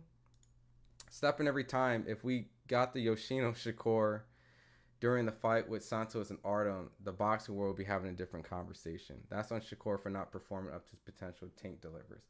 Yo, I'll be honest. When I was at the T-Mobile Arena, that was definitely like Shakur's crowning moment. And what I mean by that is like he's going to be a 3-division world champion if he wants to fight. Terrence, Floyd, Dre, like, you know what I mean? Essentially like the 3 pound for pound guy, the 3 American pound for pound guys, right? Can't really argue, right? These are the 3 best American boxers in the last, I don't know, maybe 20 years. Right? When you think about it, Floyd, Dre, Terrence, so they all came out. The T-Mobile, it was on a Thursday. ESPN made the fight because that's what we wanted to promote, the F1 series and stuff. So it was out of Shakur's control. It sucks. But regardless, everyone wanted to see him fight this dude, essentially, who, now hindsight, aged very well by beating Rayo Venezuela. And yeah, it just was a very anticlimactic performance. I think it estranged the relationship with him and Top Rank even more. Afraid whatever was working on, because obviously he wanted the Lomachenko fight. They were obviously going another direction. We're trying to do Lomachenko versus Tank. That fight fell through because Lomachenko obviously didn't want to go fight Tank. I think taking some personal time. So yeah, it's very unfortunate. That felt like if Shakur was able to perform then and looked spectacular, I think we would have a completely different situation, how the public views it. But now they have the Shakur Twitterson came from that. People are claiming people fell asleep in the arena. You're fighting on a Thursday. And then, it just spiraled out of control where then Shakur's next performance was a result of kind of trying to remove that fight. And so it sucks. My sources tell me that after years of Bob Arum bashing DAZN, now he would have to take his fights to DAZN themselves to get televised. Rolling on the floor, LOL. That's why you should not badmouth others. I agree. You never know who you would be and I think it's I think this is life in general, right? You should never. That's why you always hear me sound extremely politically correct. Even though I give my hot takes and opinions, I'm still trying to gracefully get it because, you don't want to be rude because you never know what can happen in the future, right? So it'll be interesting, right? I know that the idea of streaming, fighting on an app on DAZN. Now some people are saying, well, you're fighting on Amazon Prime, PBC fighters on an app, essentially. I know that people can differentiate like different things, but it's technically an Amazon Prime. It's technically an app. So I know that kind of has not aged well.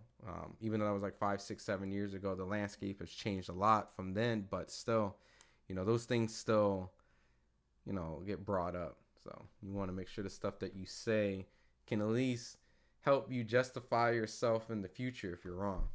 So yeah, look, maybe DAZN might be the home of a lot of boxing, which ain't really, in my opinion, a great thing for the sport, I guess, to a certain degree, because it kind of like dwindles it down into a niche app. But then again, a lot of fights can possibly get made because they're all on the same network. So now we're just dealing with promoters versus networks.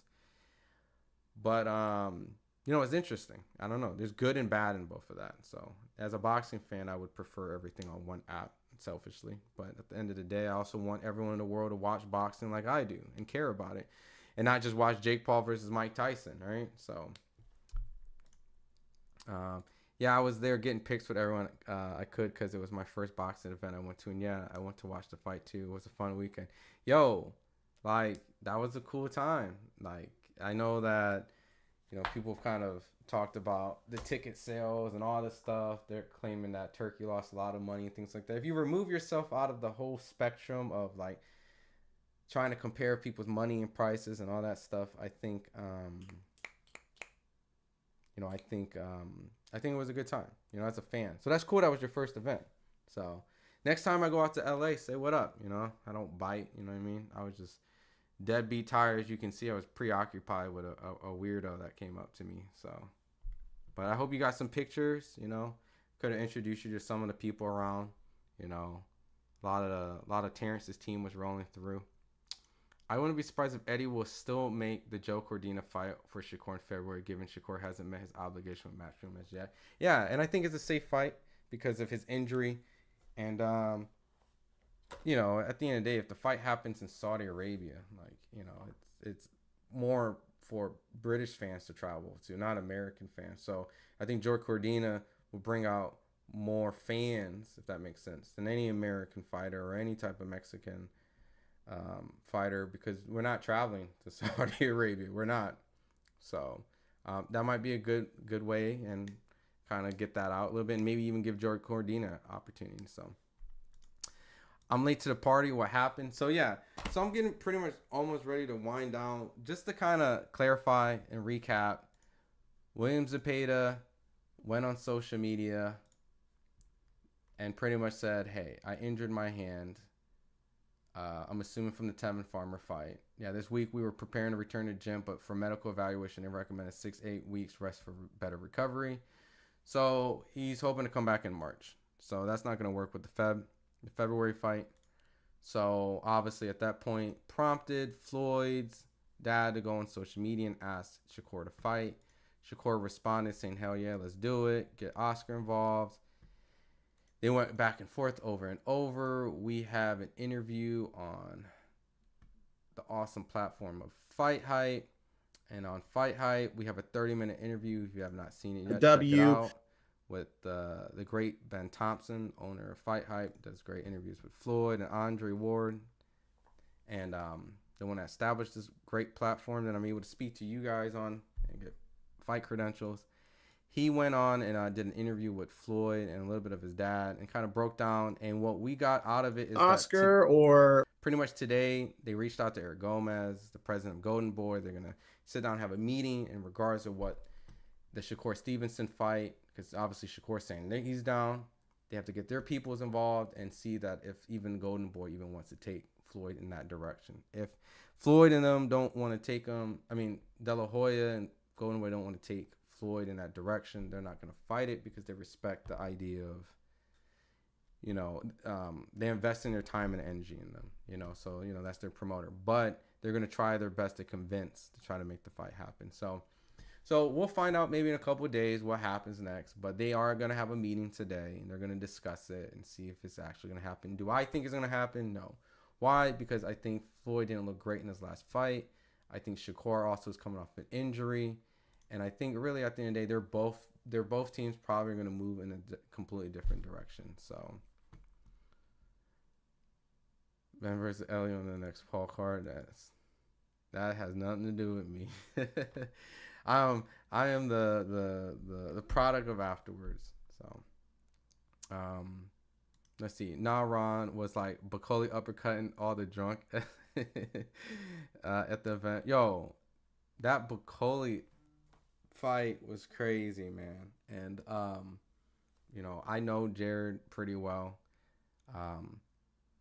You know, I grew up in the Midwest, in Ohio a little bit, so you know, there was a little bias of who I was rooting for, but that was a tough fight. It was a tough fight. When I heard Jared was taking that fight, I was like, oof, that's a tough fight. You know, if Jared can get through Bakoli, he's the real deal.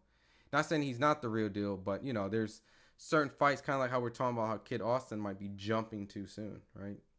You know, Keyshawn Davis might be jumping too soon. We've seen guys jump too soon, and Ali did that with Sonny Liston, performed very well.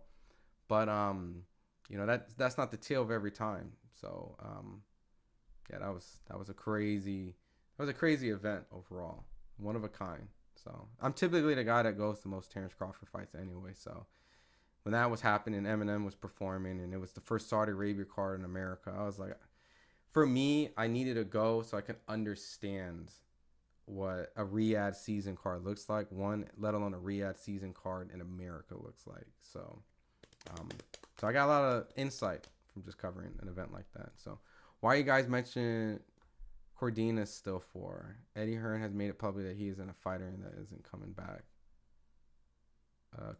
Joe Cordina, Stevenson's off the table. We should keep up with the British YouTube scene, guys. Well, Joe Cordina is like completely. I mean, look, money talks, Reggie.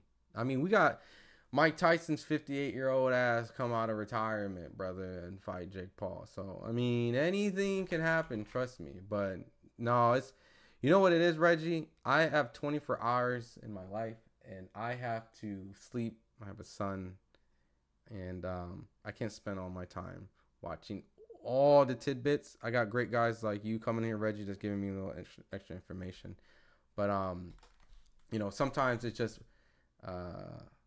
let's see, Joker and events frustration over Shakur Stevenson pull out 3 weeks ago.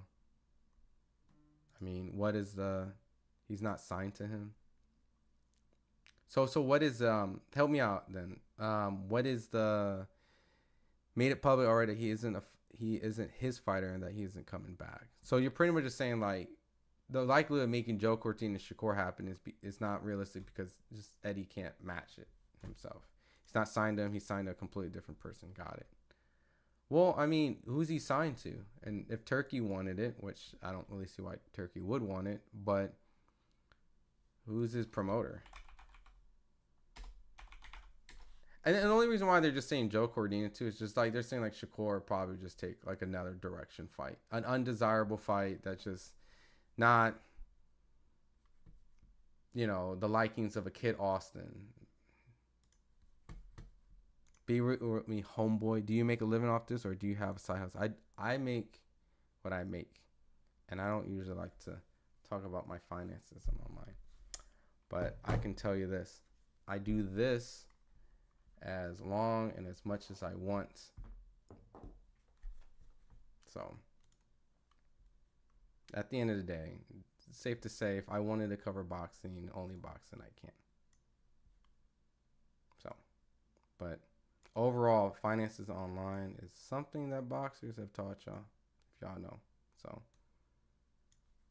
but yeah, I cover boxing for the last, I don't know, decade-ish. So that should give you some insight.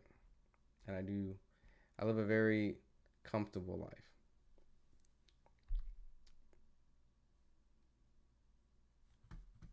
There's a 0% chance, unfortunately. Yeah. I mean, it's not. I'll be honest. I'm kind of glad it's not a fight that I would want, only because I think Shakur would just win. You know, I would want a more exciting fight that someone who, one, it's a fight that I don't expect to get made. Two, may potentially go against Shakur. And three, just have more meaning for it. I think you can go down the stats and say, yeah, Joe Cordina did this and that, and you look better on the resume. But I think fighting an undefeated, highly ranked guy right now is more exciting in the sport, personally, than someone who has tasted the mountaintop and then met defeat. Joe Cordina's lost before, right? If I'm not mistaken. I could be tripping. No, he hasn't lost. Yeah, he lost. His last fight. Okay, I was making sure I wasn't tripping. But they did him dirty though. Like he got the IBF right, and then he got like injured, and then like something. The IBF like fucked him or something. But we all know you make a living off this. I mean, it's just like it's weird when someone, I guess, essentially asks about finances online. So. Why is every time they ask you about Ellie Sabat, you say no comment? That has nothing to do with me, etc. Scare. It doesn't. To be honest, it's what it is. It's like a probing question about people that don't involve me. So it's like if there is like some sort of public feud that doesn't involve me, then it doesn't, involve me. I don't personally have any issues with anybody, and if there's any type of situations that involve with other people, then when these people are readily available, then you ask them. You know what I mean? You ask them. It's kind of like it's kind of stupid for me to even insert anything. Like at the end of the day, my alliance is where I'm at, but I don't look to start issues or start problems or ignite fires or elongate, or you know what I mean? It's just to me, it's nothing about scared. It's just about being respectful, being an adult. Right? Obviously, at the end of the day, if it came down to if there was a side or a war or beef, like at the end of the day, what side I'm supporting. But for me to go online and publicly speak about situations that truly I still don't know, all the details, wasn't there, and at the end of the day don't care at a level like that, it's just, I think it's like that's what I don't want to say in a disrespectful way, but that's what like little girls do. That's some little girl shit. So I'm not engaging in that type of stuff. It's just I think it's, if I had a personal issue with a person individually and I wanted to speak on it publicly, then I would. But at that point, I think it's just me recognizing that it has nothing to do with me, and I dismiss it because it doesn't. I don't care. It doesn't bother. It doesn't matter to me. Right? I see all these people around. I don't have any issues with no one. There's nothing that goes down. So it's like what you see is what you get. All right. If I'm having beef at a fight with someone, you'll probably see me on someone's video on someone's YouTube channel, which is not the case. So that's why, just being an adult is what I'm too old to be in online gossips and stuff like that. So really it's just my way of just saying whatever. I don't have an opinion, to be fair. It's probably a better answer. But it would be, the comment was entertaining. I get it. There's a rivalry feud, but at the end of the day, doesn't involve me. It's going to be Shakur versus Kambosos if someone doesn't step to the plate. I remember I gave you the heads up. Reggie, Shakur go to 140. Why not, right? They had some little back and forth. They go on social media. Khan says, unless you make Kenneth Sims go down to 135, given the opportunity that he wasn't able to get Latino night when he was originally supposed to take care of Duarte. I mean, that's if Kenneth Sims wants to. I don't think Kenneth Sims has ever went down to. Let me see. Has he fought at 135? I mean, he's essentially in a position of a mandatory position for Rayo Venezuela, so I don't know if he wants to give that up. Hey, Ellie got the juice. Y'all are crazy, man.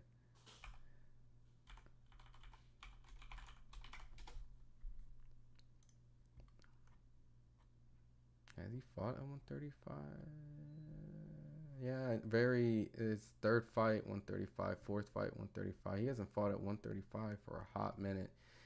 Fucking fighting at 150s and shit. Nah, he ain't going down to 135. So.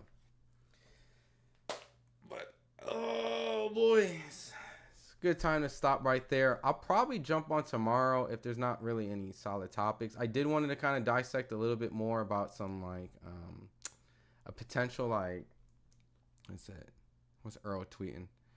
A potential news of Dron Ennis versus Virgil Ortiz. There's not a lot of details, so at the end of the day, me personally, I don't